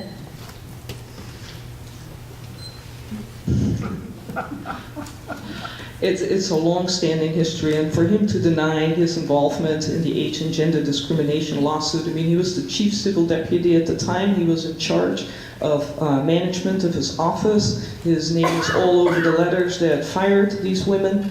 He is very much was part and parcel of the allegations in that lawsuit, and it's a long-standing history of issues that. The dollars and the lawsuits speak for themselves, I think, in this regard. Mark, do you wish to rebut? Briefly, I would just note that the firing decisions were made by a woman. That was former elected prosecuting attorney Deb Kelly. Moreover, she fell within the very same protected class, being over the age of 40, that she was accused of discriminating against. Again, I strongly feel that that case should have been allowed to go to trial. The real problem in settling it, and that was a decision made by the county's insurer, is that it invites frivolous lawsuits against the county. Selinda, 30 seconds. I think it is a hallmark of the incumbent to blame others for the situation he finds himself in repeatedly. A refusal to take responsibility and accountability as the elected official. or as the manager at the time, an inability to apparently say, no, I don't agree with this. I mean, we heard that about the age and gender discrimination. Oh, I just signed the letter. We heard that about him suing me. Oh, that was the commissioners, or just my deputy that signed the documents. I think that's a problem when you have an elected official refusing to take responsibility for what comes out of his office. Our last audience question. Hi, I'm Sandy Goodman from Avenue, which is between PA and Swim. My question has to do with mental health with the True Blood settlement. I know I've talked with Cassie Trueblood, who is the public defender who filed the Trueblood lawsuit, which Washington is settling right now. And she had said that a critical component that we need to look at in a prosecutor is what they have done with regard to mental health. Not talking about, but recognizing and standing up, going to bat for people, whether they are, accused of a crime. What have you done in your careers that shows that you are tuned in to this issue? Because we've got suicides, we've got a lot of Time. Selinda, will you take this first? Yes, when I was in private practice as a lawyer, I mentioned I did public defense. One of the contracts that I had was with the dependency contract, where you represent people and children at times who are involved with social services. And as such, I have a long history of representing people and advocating on behalf of people who have issues, mental health issues at times. And also I'm a certified guardian ad litem, and I was appointed on a number of cases along the way, some real serious ones, on behalf of people who had needed a guardian ad litem because they could not make decisions directly themselves and thus needed somebody to look out for their best interest in the legal system. So I have a lot of experience in that regard. Mark? Yes, and so the question was fairly broad, but I think it touched on mental health and suicide, which kind of go hand in hand. And so I'm a true believer that we need to do more and we need to do better in relation to all things mental health. I believe the criminal courts and the criminal justice system was built to deal first and foremost with people who were criminal actors. They didn't care about others. They made bad decisions that placed them on the far side of the law because they just didn't respect the rights of others. But when we deal with people who are mentally ill, they make decisions, their behavior is driven by an underlying condition. We can't do much within the conventional criminal justice system to really get them help. We can punish their symptomatic behavior, which I think was a bad idea and advances poor public policy outcomes. Or again, if we focus on establishing a mental health court, I think it will allow us to better address resource to getting them help for their underlying problem, the goal of which is to allow them to become lucid and stop making bad decisions like breaking the law. Do either of you have anything you wish to rebut on this? Okay, then I'm going to use my prerogative to ask one last question because I don't think it was addressed in any of the questions that came from the audience. What does your department do, or should it do, on behalf of the victims of the crimes that you prosecute? Mark, will you take that first? Yes, I'd be glad to. So in the state of Washington, crime victims actually have a whole host of rights under our state constitution, separate and distinct. They have a series of rights under Titles 7 and 13 of the Revised Code of Washington. Coming into office, I was convinced that the prosecutor's office was not doing everything that it needed to honor those rights. And so I have completely overhauled our victim witness coordinator division, which is staffed with just an outstanding individual who now helps shepherd the provision of crime victims' rights throughout the system. Gone are the days where people learn only after the fact what happened in their case. Now they receive frequent updates regarding substantive developments in their case, assistance in filling out paperwork for restitution, protection orders, assistance in crafting victim impact statements to be read before the court at the time of allocution and referral to wraparound services. We've come a long ways over the last 4 years. Selinda? So I would like to make sure, and I want to make sure, that in addition to the services being provided by the prosecuting attorney's office, there are victims' services available independent of the prosecuting attorney's office. I think it is important for victims to have resources that, that are independent of that. So I will make sure that in addition to having victim services in the prosecuting attorney's office, that those services that are available in the community will remain in the community and will not suffer as a result of bringing certain services inside the prosecuting attorney's office. Do I hear you wish to use your additional 30 seconds? I would like to briefly. There are victim resources outside of the prosecutor's office in the community. Healthy Families of Clallam County is one notable example. We don't compete against Healthy Families, we work with it. And we look forward to maintaining that collaborative relationship, working forward. There's plenty of work. There's more that can be done, frankly, by the prosecutor's office than can be done by the prosecutor's office and Healthy Family, even if they wanted to try to get everything done. So there's an abundance of need, plenty of opportunity to serve. We agree on that one. Okay, thank you all for such broad, insightful, and cutting questions. We'll now go to our candidates' closing statements. And again, we reverse the order from the opening statements. Each will have 2 minutes, and we begin with Selinda Barkhuis. Yes, thank you for this opportunity to talk to you today about why you should vote for me as your next county prosecutor.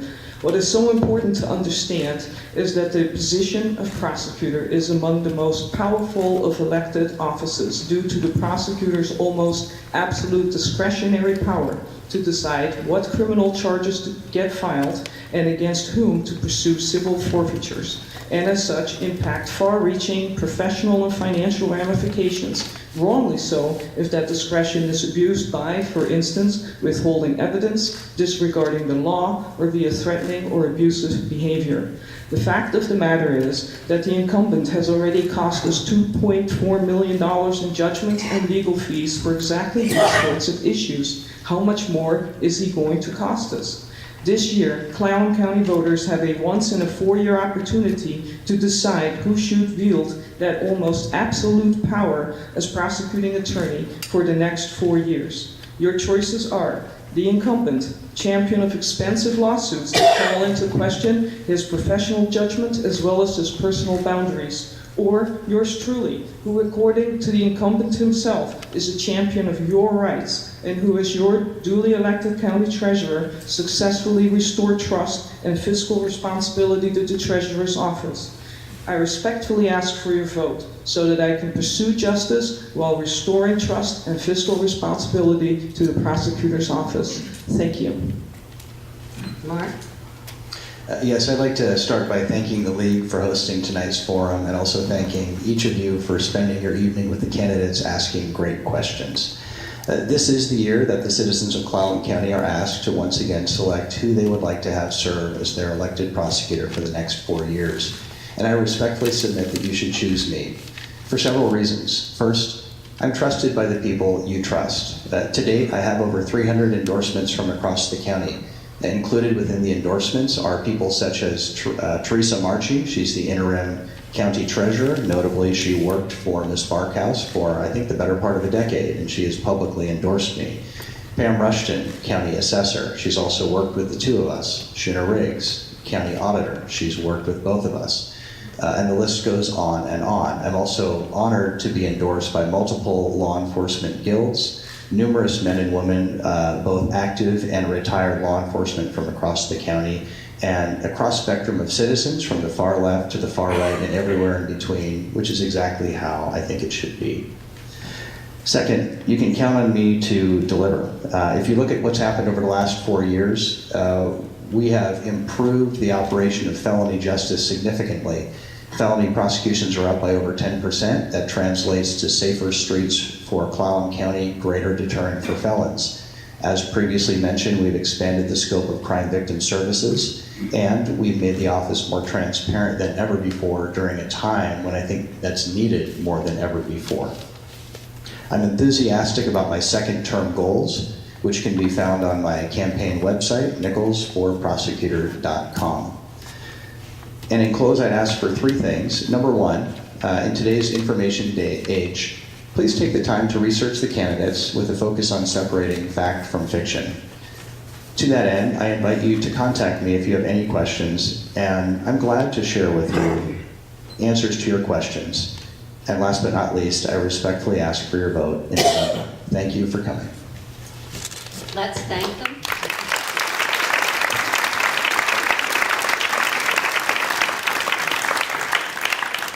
And again, I hope that we both can remain till the end of the forum if people wish to talk with you directly.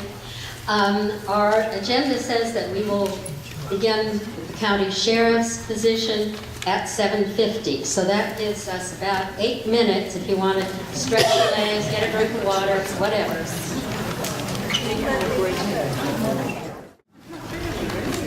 All right, here we go. We'll be following the same format that we used in the previous two panels. I again remind you that a brief description of the responsibilities of the office are on your agenda. The candidates are the incumbent, Bill Benedict, and the challenger, Jim McLaughlin. Both candidates, in the order they filed for office, will be given up to 2 minutes for their opening remarks. We've asked the candidates to introduce themselves by covering the following information. What are your qualifications for serving as county sheriff?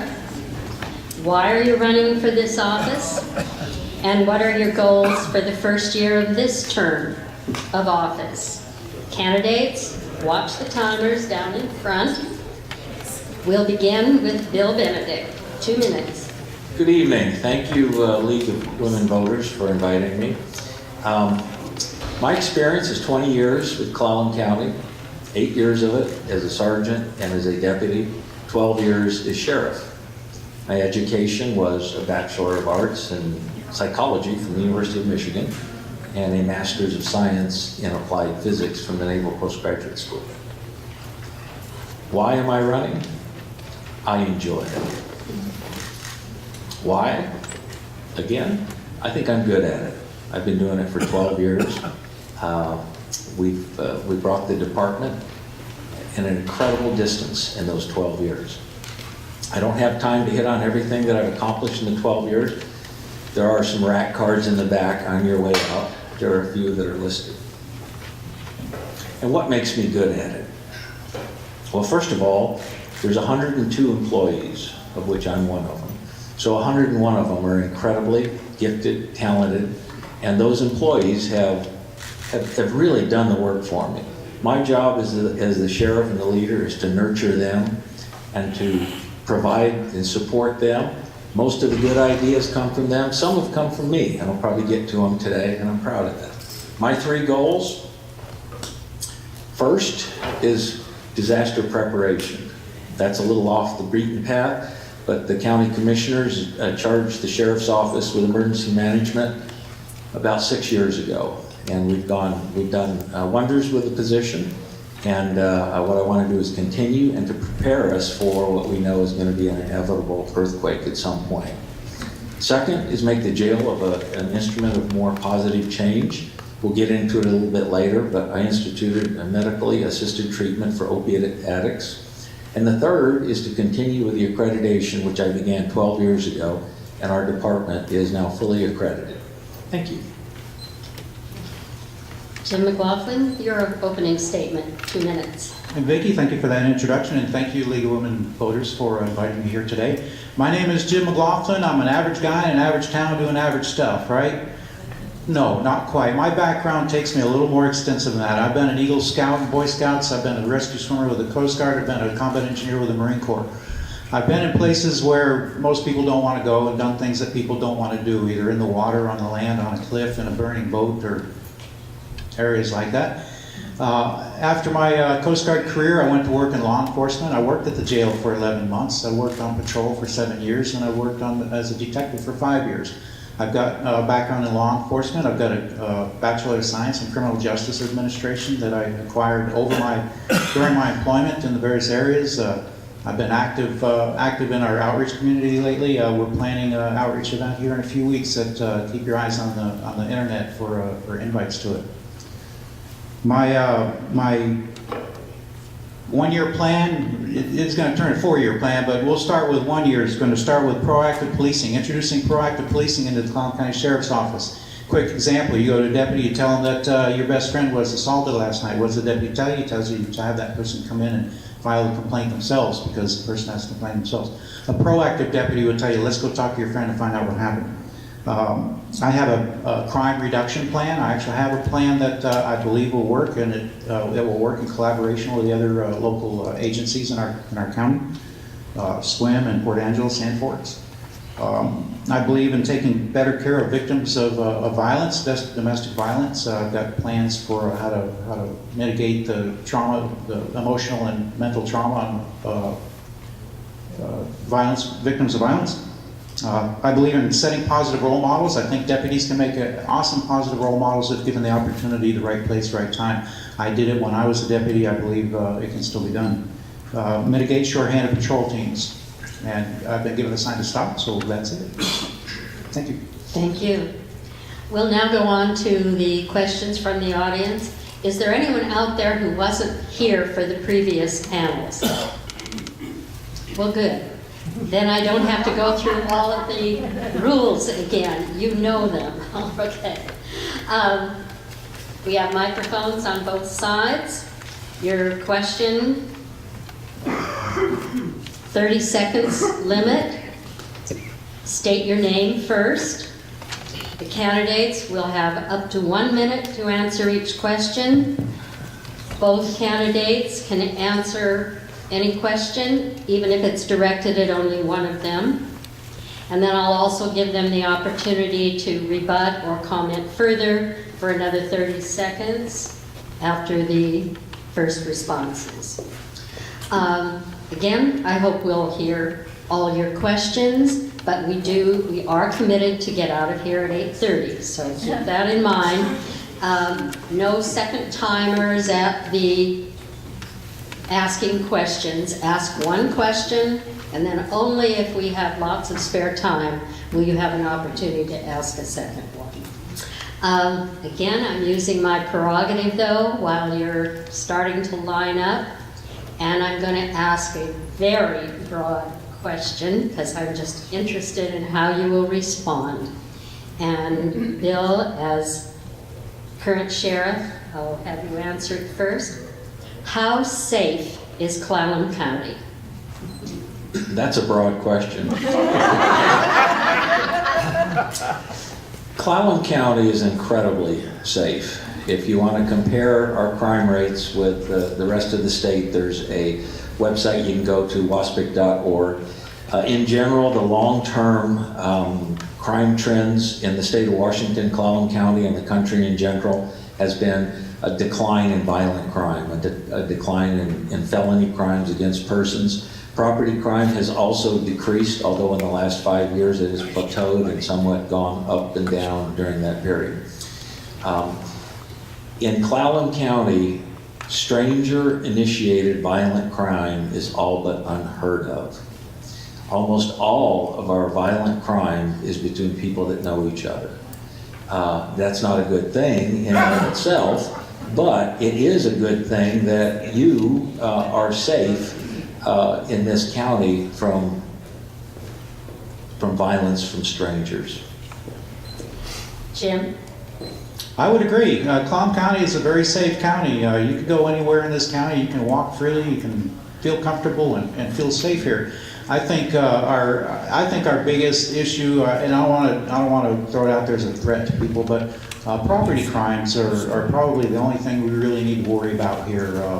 As my opponent said, violent crimes aren't a big issue in the Olympic Peninsula, but property crimes are, and I encourage people to take care of yourselves, to lock your doors, to not just lock your doors, but Think of other things, whether it's motion sensing lights, cameras. I have a trail camera on my house, on my driveway, and I certainly encourage other people to minimize any potential trespassing or burglary issues. It's just amazing how many successful cases we've had prosecuted when we have pictures of somebody committing a crime. It just helps a whole lot. Not that I want it to happen to anybody, but you know, nobody plans to be a victim. Nobody plans on somebody breaking in their home or their car. It's kind of like an accident, and it happens, but we can prepare for it a little bit better. But it's not a major issue. Bill, you have another 30 seconds if you wish to use it. I think that's an awesome lead-in into an accomplishment that I can't take all the credit for, but I came up with some of the initiating ideas for neighborhood watches shortly after I was elected 12 years ago. And we went from 20 neighborhood watches in the unincorporated county, which were in various states of disrepair, to over 106 neighborhood watches right now that are very active. And as a matter of fact, 3 or 4 times a month, I am out talking to them. The best way is for citizens to help each other out, watch, and not be a victim of crime. Jim, you have another 30 seconds. You know, I'll piggyback on that. Watch your neighbors. Talk to your neighbors. Go next door and talk to who lives there. Go down the road, block watch party. You know, we used to have block parties in some of the urban areas. We don't have it so much around here, but get to know your neighbor, your immediate neighbors. A lot of cases, again, have been resolved by neighbors watching out for each other. People find out the neighbors have been broke into when a neighbor sees a door open, but they know their neighbor's gone. I certainly advocate for neighbors talking to neighbors. Absolutely. Question over here. Rachel Ringer from Clallam County. The Port Angeles Police Department carries naloxone, or known as Narcan, and they've found a way to protect the identity of the people whom they use it upon. Why doesn't the sheriff and deputies carry Narcan? And when elected, will you have the staff trained, and will you begin carrying Narcan? Were you addressing this to a specific? Okay. Jim, we'll start with you on this one. Okay, I can't speak to why or if they carry it now. I don't work there, so I can't address that. But if I was elected, I'm a big advocate of saving lives, people. My history shows you lives are important to me. I jumped out of helicopters and rescued people, and it didn't matter who they were. That's what we do. That's what I do. And to me, saving lives, if it's saving an overdose life, then I want the deputies to do it. I want them to have the tools, I want them to have the training, I want them to have the ability. I would require them to do it. I would impose it on the deputies, barring any type of legal roadblock. Bill? Presently, it's a decision that's based on response times. And an analysis that we did, first of all, Narcan is expensive. It's $200 a dose. It expires in about a year. It would cost me $4,000 to $6,000 a year.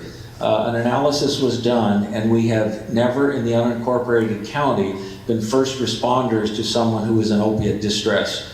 The way our medics are distributed throughout this county, the medics almost always beat us. And I should say they always beat us in the case of opiate distress. This isn't to say, and I'm talking with our health officer now, if the price of Narcan goes down and it becomes more readily available, I would certainly entertain doing that. It is carried by our drug task force detectives. They're out in the field, and it's either for their own protection or with some of the people they deal with. But as I said, the case for it is I certainly believe in it, but it doesn't make economic sense to spend $5,000 or $6,000 a year on an event that hasn't happened yet in the unincorporated county. Jim, 30 seconds if you wish to add. Yeah, I would argue a little bit that I have been doing CPR when the medics got there and they distributed Narcan and the person woke up. I've seen it in the unincorporated part of the county. I know it happens. Whether it happens a whole lot or not, enough to justify the cost, to me it doesn't matter. A life is worth saving. Any life is worth saving. And if that's the expense of saving one life throughout the year, then that's the expense of saving one life. Bill, you have another 30 seconds if you wish to use it. I'd want to know the details of that, Jim. It never came to my attention. And the other part of that too is that in the event that someone is there performing CPR until the medics get there, that's a very viable way of keeping someone until the Narcan does kick in. But as I said, if it is, I am not aware, and I'm in pretty close contact with what we're doing of a situation like you just put out. Thank you. Question? Ed Bowen, Rural 3rd District, and this is, I'm hoping both candidates know my topic. If not, I apologize, and I'm pretty confident the sheriff does. And this is to meet coverage gaps with our law enforcement. That's the purpose of this question.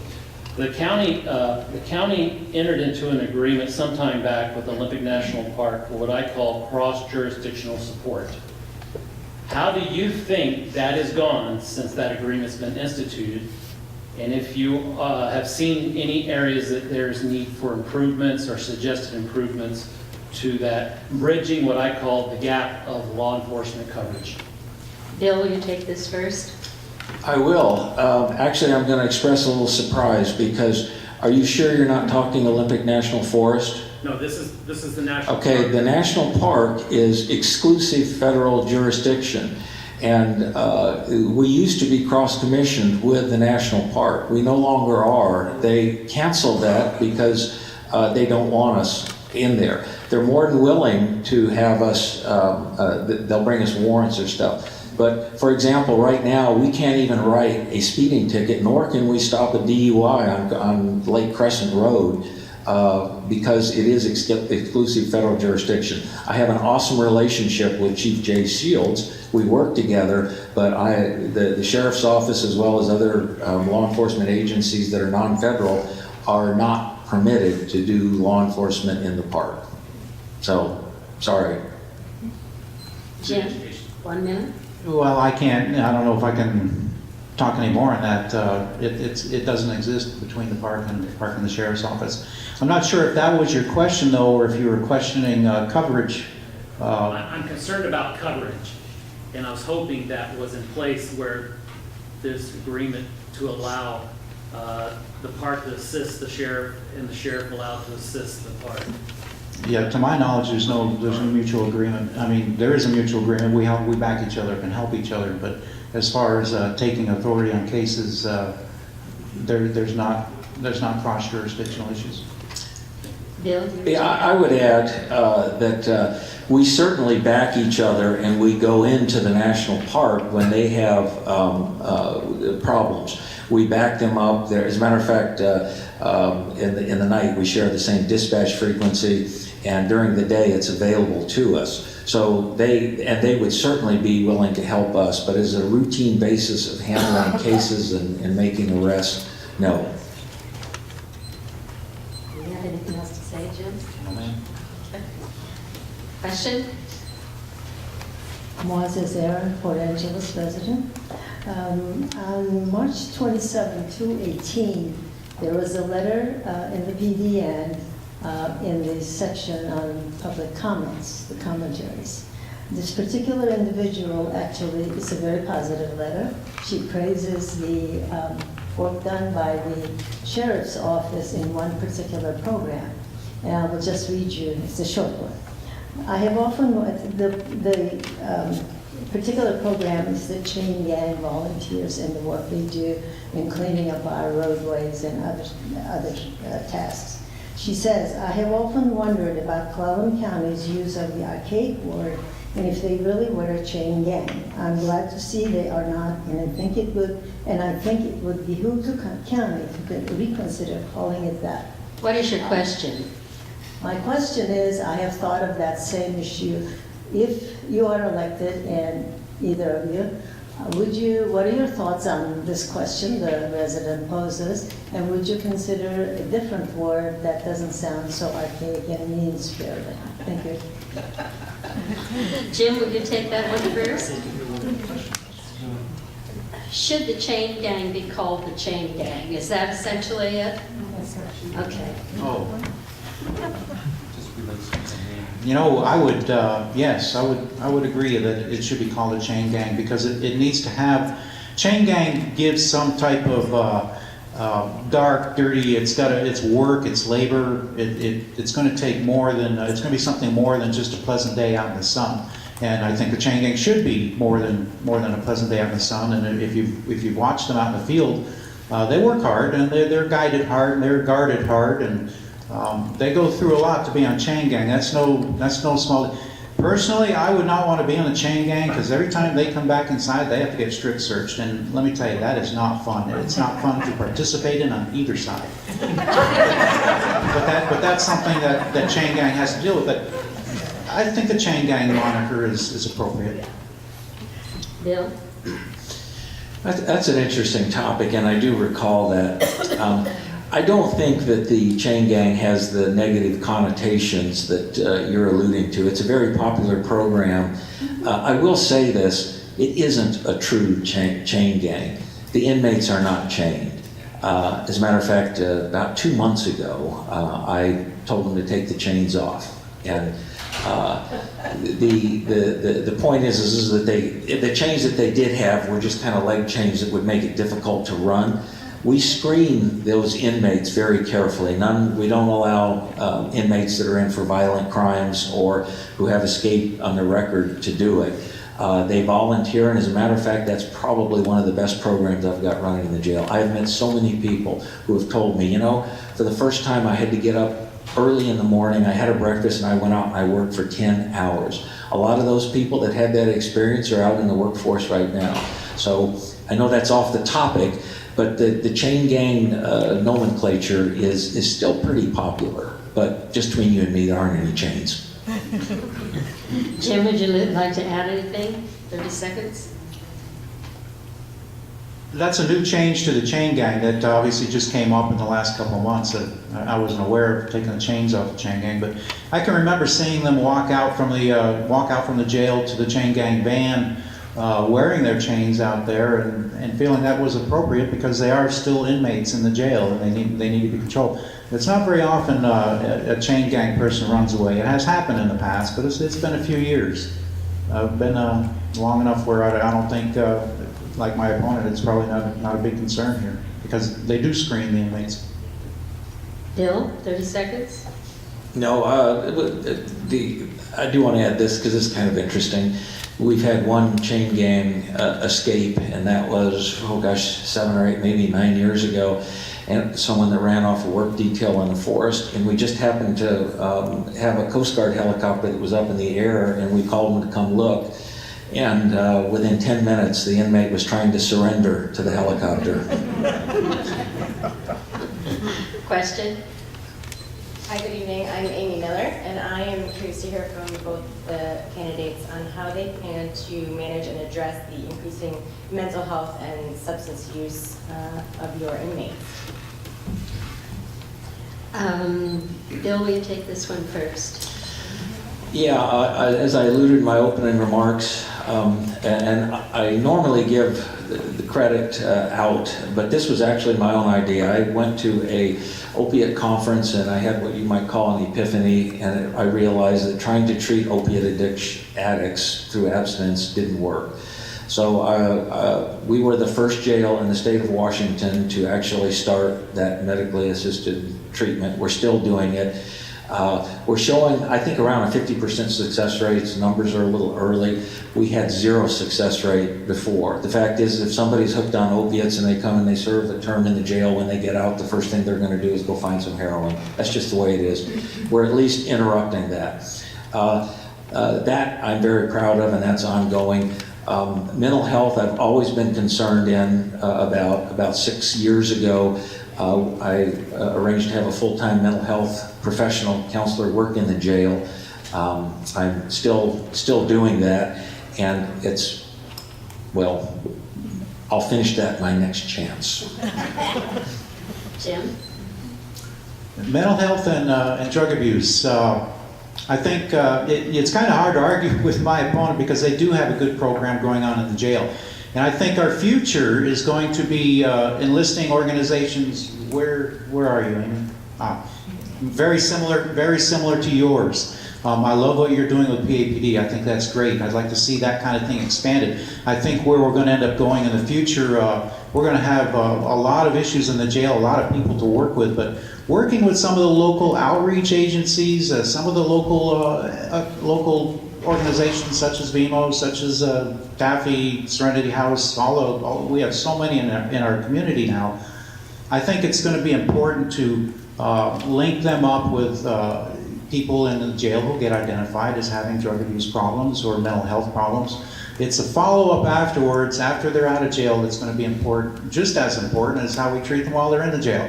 I know PBH, Peninsula Behavioral Health, has cut some funding, so they don't have everything they had available before. But training, education, there's a lot we can do in the future to mitigate problems with mental health and drug abuse. Bill, you can use it. Okay, I can finish up.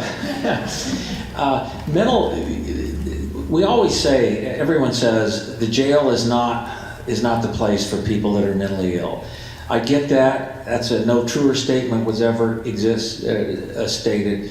But in the world we live in, that's what we have. So instead of saying it's somebody else's problem, I'm embracing it. I wish we had mental hospitals. I really do. I wish that we could get people into Western, but I can't. And we're doing an awful lot, and as Jim alluded, we're already all over that. I call that last mile. When someone is discharged, we get them to a clinic, we get them their prescriptions, and we keep them on the drugs, or for mental health, we hook them up with someone that can help them. Jim, any further? Well, yeah, a little bit. Without the great resources that we had decades ago to lock people up with mental health problems, that's not what we want to do. We want to adjust our community to where they can fit in it, and we can fit in with them. And that's going to take, I firmly believe, local outreach organizations, local businesses, local volunteers, local people putting their heads together and coming up with solutions and meeting these people halfway. I mean, you can watch on the internet how some of the things happen downtown with people who have mental health issues. They need taken care of. They need supervision. They need us to provide them with some resources. And giving them those resources is what's going to be important in the future. Next question. Bertha Cooper from Squib. As you mentioned, most violence is not stranger violence, it's person to person. And I would like to hear your comments on violent sexual issues in our county. What is the prevalence? What does the Office of the Sheriff, how do you handle what you handle? And how would you propose to improve it in the future, if you feel improvement is needed? Jim, will you take this first? Well, that's a pretty complex question, and I appreciate that question. I really appreciate it because I worked a lot of those cases while I was a detective. And I know we work very closely with healthy families, with getting people guidance and assistance afterwards. I think a big part of my plan is how to mitigate emotional and mental trauma with victims of violence, whether it's domestic violence or any violence. After a person has been victimized, they go through a lot of emotional and mental trauma just as much as they went through the physical trauma. And I think deputies can mitigate some of that by giving them a little more time, a little more attention, making a few more phone calls, calling healthy families if that's the case, giving them a ride to a hospital, presuming it doesn't need an ambulance kind of thing. Or arranging for family members to be here or there. But I think there are things that we can do to mitigate a lot of the extraneous, what I'll call extraneous trauma from those incidences. And after they go through patrol, they get down to the detectives, and then detectives follow up on that, and they should be continuing that care to mitigate the emotional trauma. Bill, 1 minute. Good question, Bertha, and it is incredibly difficult for police to try to be out in front of this. In other words, we can't really prevent it. It's there's a lot of social factors that lead to domestic violence. Something that we switched to, and Jim alludes to this, but we went to this after he left. We went to trauma-informed investigation and prosecution of sexually violent crimes. it kind of centers the victim. The victim is well taken care of. We work a lot with healthy families. Sometimes we'll actually prosecute where a victim of violence, domestic violence, doesn't want to be a willing victim.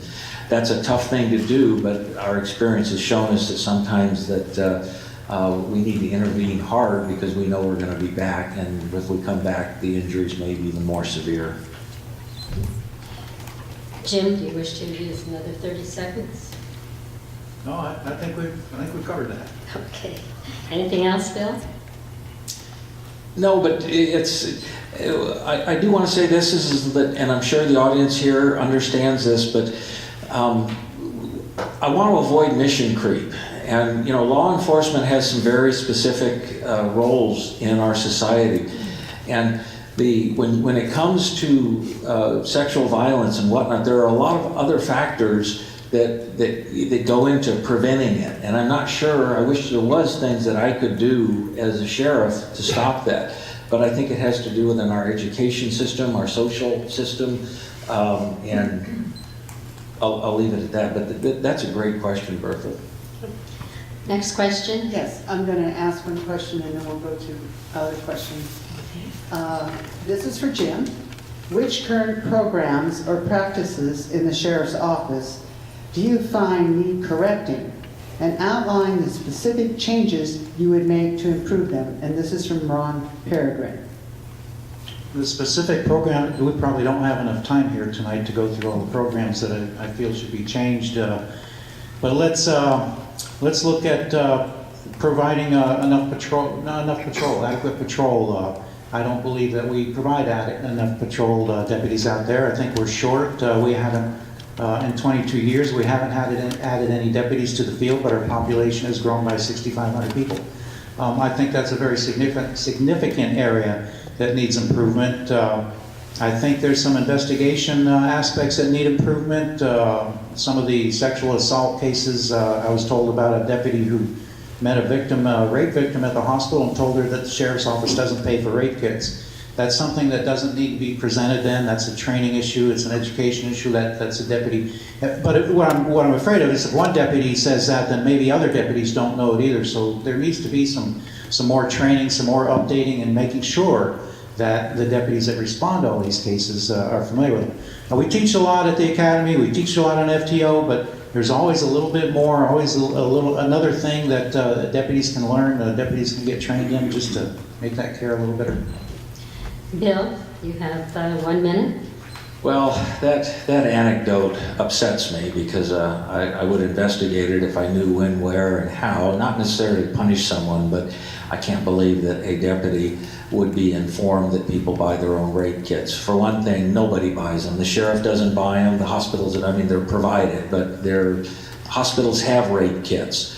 And for a deputy to say that they'd have to buy their own or that they can't afford it I think it's specious. I'm not doubting what Jim is saying, but I have issues with that. Certainly, certainly we can always do better in terms of training, and we talk about programs. There are in-service requirements that we have to meet as part of our accreditation, and we do hit on that very heavily. I would finally add that we handle, in the last few years, 26,000 to 27,000 cases a year. The vast majority of them we get absolutely right. In fact, I get hundreds of telephone calls and letters each year on what good jobs my deputies do. One or two might get it wrong, and I apologize for them, but our success rate is 99.999%. Do either of you wish to state more, or shall we move on to our other questions since time is getting pretty short? We'll move on. Okay. Next question? No, we will take that. My name's Norma Turner. I'm going to ask a question I've asked before. It's a big picture question where you said originally, Bill, that we don't have a lot of crime in this county. We only have 70,000 people, but we have 14 different agencies that have law enforcement capacity. So they all have things in common. The main thing is they're all paid by taxpayers. So I'm wondering, at what point do we get out of our silos and say, how can we have a more coordinated effort? Why do we have 3 police departments and a county sheriff and Homeland Security and blah, blah, blah? Isn't there some way that they can consolidate?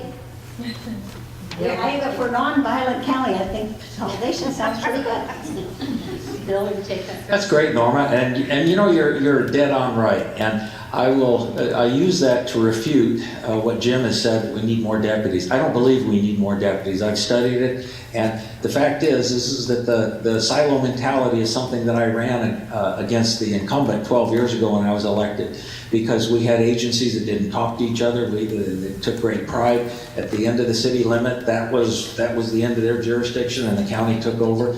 Since then, we have a number of formal agreements with all of the law enforcement agencies that we cooperate together. When there's a big incident, we pool our resources. In fact, there was an active shooter a while back, and people noticed on the front page of the paper there was a Coast Guard guy there that was doing security. We had some Border Patrol there. They had a SQUIM detective and a Port Angeles detective. What I say to you, Norma, is that we're not going to consolidate anytime soon until counties and cities go bankrupt. But we can. I think what we can do is we can cut down on the growth through cooperating, which is what I'm a huge advocate for. Thank you. Jim, 1 minute. Well, I'm sure you understand that all the agencies have their own jurisdiction, and each jurisdiction wants to have their own senior law enforcement agency. Forks wants their own agency. They want their own jail. They want their own police department. SQUIM, same thing. Port Angeles, and of course, we have to cover the unincorporated parts of the county, so we have the sheriff's office. The other agencies, the federal agencies, I'm not sure why they're all here, what they're doing, but they are here, and here they work, and here we work with them. They do come in very handy for some of these major things that we run across as backup units, or even getting there ahead of time. I believe that we can all work together. We have worked together. I've worked with people from every agency in this county, and agencies outside of this county, and agencies outside of the state. But I believe that is the critical factor with having so many agencies, is that they are able to work together. So if somebody has a need, they can express it to other agencies, share the consequences of those needs. Unless you strongly object, I'm just going to go on to these other questions so that we can. Okay, over there. Susan Mullen from SQUIM, and actually I wish I'd asked this question to all 3 panels, although it puts the incumbent at an advantage, I think, but all of these 3 run large departments. This takes a lot of managerial skill. And I'd really like to know from each of you what you feel your strengths are, what your experience has been in that regard, and how you see that you can improve the current situations if you feel like they need improvement. Jim, we'll start with you first on this one. As far as my qualifications were, having a degree in criminal justice, justice administration, military background. I was a chief in the Coast Guard. I led 12 aviation survival rescue swimmers. Type A personalities, and they were quite a group of people to work with. I enjoyed leading them. I inspired them, and we did a lot of successful things with the Coast Guard. One of my prevailing themes is that we don't say no. We don't tell you that we're not going to do it. We may explain what is in the way, but this is who Jim is. This is what would happen if you got a question and you want something resolved. Let's sit down and talk about how we're going to resolve it. I don't want to give you excuses about how we can't or why we can't. If there's roadblocks in the way, then let's analyze them. Let's talk about them. But if there's a solution, let's find it. But I think between military, law enforcement, and leadership, and Boy Scout, there's so much of it. But for my background, it's a small scale. I've never led a 100-person department before, but I've led some very important, very valuable people. Bill? Thank you. I think what prepared me to be sheriff was in a prior career, I was a naval officer. I was a naval flight officer. I flew fighters off carriers for 22 years. And those duties, including commanding a squadron, and it seemed like I never had less than 50 or 100 or even 200 people that were responsible. And my theory on leadership is this, is that it's almost a servant leader type thing. My job as the leader is not to micromanage 102 employees. My job is to hire the right people, inspire them, give them the tools they need to do the jobs that they need to do. I really, really strive to hire local people. And I'm so proud that most of our officers and employees grew up in Sequim, Port Angeles, Forks, in this area. They're invested in the community. So it's not my job. I don't sit in my office and say, I want you to do this, this, this, and this. I say, what can I get you to so you can do your job better? And I think that's the mark of a good leader. Thank you. The last question. I have two. Oh, I'm sorry. Just the one that's up there. I'm Matt Miller. I'm from here in Port Angeles. For both of you, there was in the Clallam County Jail a couple months back an inmate committed suicide by hanging. I'm curious if each of you thought this death was avoidable, and probably more importantly, what either of you would suggest to avoid it happening again in the future. Bill, will you take this first? A suicide is a tragic event, and this was really tragic. I'm not sure what could have been done. The protocol that we have in the jail, in this case, I'll talk a little bit about it, is that when people are admitted to jail, they're screened. They're screened medically, they're screened psychologically. We look for, and we have crisis cells for persons who are either showing signs of mental illness or who express ideations of harming themselves. We've prevented many suicides, but the problem with this one, and I can't go too much into it, there may be some litigation coming in that, but it was really a strange setup. She was in a cell with 3 other cellmates, and none of the cellmates saw anything other than some depression, and she was able to do this. It's unfortunately it's on camera, but it's not a monitored camera. It shocked us. So the answer is I'm not sure there's anything we could have done. There have been many suicides that we have prevented in the past, but until we can get some staffing, that if that's a priority, it's going to be difficult to prevent all suicides in the jail. Jim? Again, it's hard to argue that. Suicides are hard to determine. People don't come up and say, hey, I'm going to kill myself tonight, and then go do it. It just doesn't happen that way. It's usually a surprise, and perhaps a lot of people weren't even expecting it. Even in jail, where areas where people are in confined areas with each other, if somebody has those ideas, they may not talk about it, they may not give any hints towards it, so there's no way to prevent that person from doing it. Now, some things that may be able to mitigate those chances and those opportunities are things that occupy time in jail. As we know, when you're in jail, there's not a lot to do. You sit in a room, you sit in a chair, you watch TV, you watch what other people want to watch if you're watching TV. So there's a lot of boredom that gives people time to think about, well, maybe this boredom just isn't worth it, or whatever compels them, whatever motivates them. But maybe something along the lines of finding things for inmates to do while they're in jail. Thank you. That's where we're going to draw an end to the questions. We'll go to our candidates' closing statements, and then before we thank them, I don't want you to escape because the League has some important information to share with you. So save your applause for them until after I've done giving you that information. Okay, closing statements. We go in the reverse of the opening statements. You have 2 minutes, and Jim McLaughlin, you'll go first. Out front is my little card. It has background information on me. It has my mission statement on the front, and on the back it has information about my background and what I want to do as sheriff. I read to you some of those things on. I didn't want to occupy my closing statements with a lot about me. What I wanted to talk to you about, what I want everybody to think about, is something that my opponent said recently. I'm going to quote him, and this came from him. Back last Friday, we had a morning meeting with some people at Norwest Rotary, and the question came up, or the topic came up, talking about funding more deputies.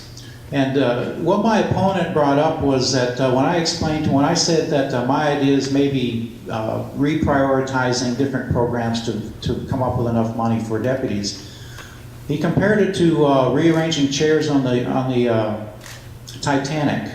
I'm not exactly sure what he meant by Titanic, but come Monday we had another debate, and what I heard in the same type of conversation is that in 5 years, our deputies are going to be task saturated. Now, what I'm hearing from this is, I mean, to me, it's kind of impending doom, which will come about at the end of his next term. I don't know what all these little comments about the Titanic and task saturating deputies, but like I say, I don't believe we have enough deputies out on the road. I believe we need to put more out there. We can backfill. We can provide the times. Right now, between 3 and 7, there are times when it's not unusual to see no deputy on duty. I want to end that. I want deputies on duty during that time, at least one. Same thing for full patrols. We have 4 deputies and a sergeant assigned to our patrols. So if 2 people are gone, you're down to 3 people covering from Crescent Lake to Diamond Point. Now, they do have the backup of the other agencies, but we end up, if we're occupied, if our guys are occupied somewhere, our guys and girls are occupied somewhere, then they're going to have to depend on another agency to take those calls. I do not support that. Thank you. Bill? Okay, well, thanks for coming. Real quickly, the Titanic reference had absolutely nothing to do with staffing. It had to do with funding of the criminal justice system, and it was a question that was related to should the state be paying more of it, or should we cancel programs so we can pay for our courts? So it had nothing to do with staffing. In closing, thank you for coming here. It's been my sincere pleasure to serve as your sheriff for the last 12 years. I ask for your vote for 4 more. I would like to point out that in terms of endorsements, I've been endorsed by both the Democratic Party of Clallam County and the Republican Party of Clallam County. I'm very proud of the fact that the sheriff office is a non-partisan, and apparently both major political parties think I've been doing a good job and want to return. I've also been endorsed by retired Police Chief Terry Gallagher of Port Angeles, retired Chief Tom Rippey of Port Angeles, retired Swim Police Chief Bill Dickinson, and former Police Chief Bob Spinks. I've also been endorsed by some 400 or 500 other citizens that signed an endorsement form during the fair. My passion is public safety. My passion is leading an incredibly talented and gifted group of Clallam County citizens who are also employees of the Sheriff's Office. I would add that that group of employees includes everything from deputies, both corrections and patrol deputies. It includes doctors, nurses. I have doctors and nurses that work for me, record specialists, and it includes an incredibly talented command staff who are all dedicated for public safety. Thank you, and I ask for your vote again. We're going to hold off on our applause until the end. Before we close, I'd like to invite any candidates who are running for other offices that are in the audience to stand, state your name and the office you're running for. I see one. I'm Suzanne Hayden, and I'm running for a district court judge here in Port Angeles. Thank you. Anyone else? Okay. On behalf of the... Wait. Oh, there you are. So Mike Doherty, I'm running for county commissioner in the 3rd district, and because of the charter change, only 3rd district residents get to vote in the general election. A lot of people don't realize that, but I appreciate your support. Thanks. I want to thank the candidates for running for office and for appearing here this evening. I want to thank our timers, and I want to thank you, the audience, for your informed questions. Remember, ballots will be mailed on Wednesday, October 17th, and your marked ballot must be placed in a drop box or postmarked no later than November 6th. Ballots now have prepaid postage, so voters do not need to apply a stamp. Please remind your family, friends, neighbors to cast their votes as well. For those unable to be at this forum, Tell them that it can be viewed on our league website. For those who have moved since the last election or who need to register, the last day to register online or by mail is Tuesday, October 9th. Monday, October 29th is the last day to register in person at the Clallam County Auditor's Office. I want to also remind you that the League is sponsoring 3 additional forums on October 16th, 17th, and 18th. And you can get information about that from the League table, or it was in yesterday's paper. Also, are you aware that voter turnout at the August primary in Clallam County was less than 50% of the registered voters? I think that's appalling, and I hope you all do too. We all have an equal voice, but only if we vote. I also want to tell you that the League of Women Voters of Washington State has developed a new resource that will help voters make important ballot decisions. Vote411.org is a nonpartisan online voter guide that offers balanced and relevant information on candidates and issues on voters' ballots.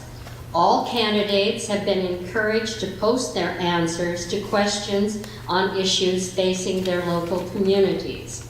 You can pick up Vote411.org bookmarks out on the league table, and it's really simple to use. All you do on your computer or whatever device you use, type in www.vote411.org, and a screen comes up. It asks you to put in your address, and then it automatically brings up everything that will be on your ballot. So you're not having to monkey around looking for things. It all comes to you. Please do visit our membership table and consider joining our organization. Donations are also very welcome, as that's what finances our ability to continue to give these forums for you. Thank you so much. Thank you to our sheriff's candidates.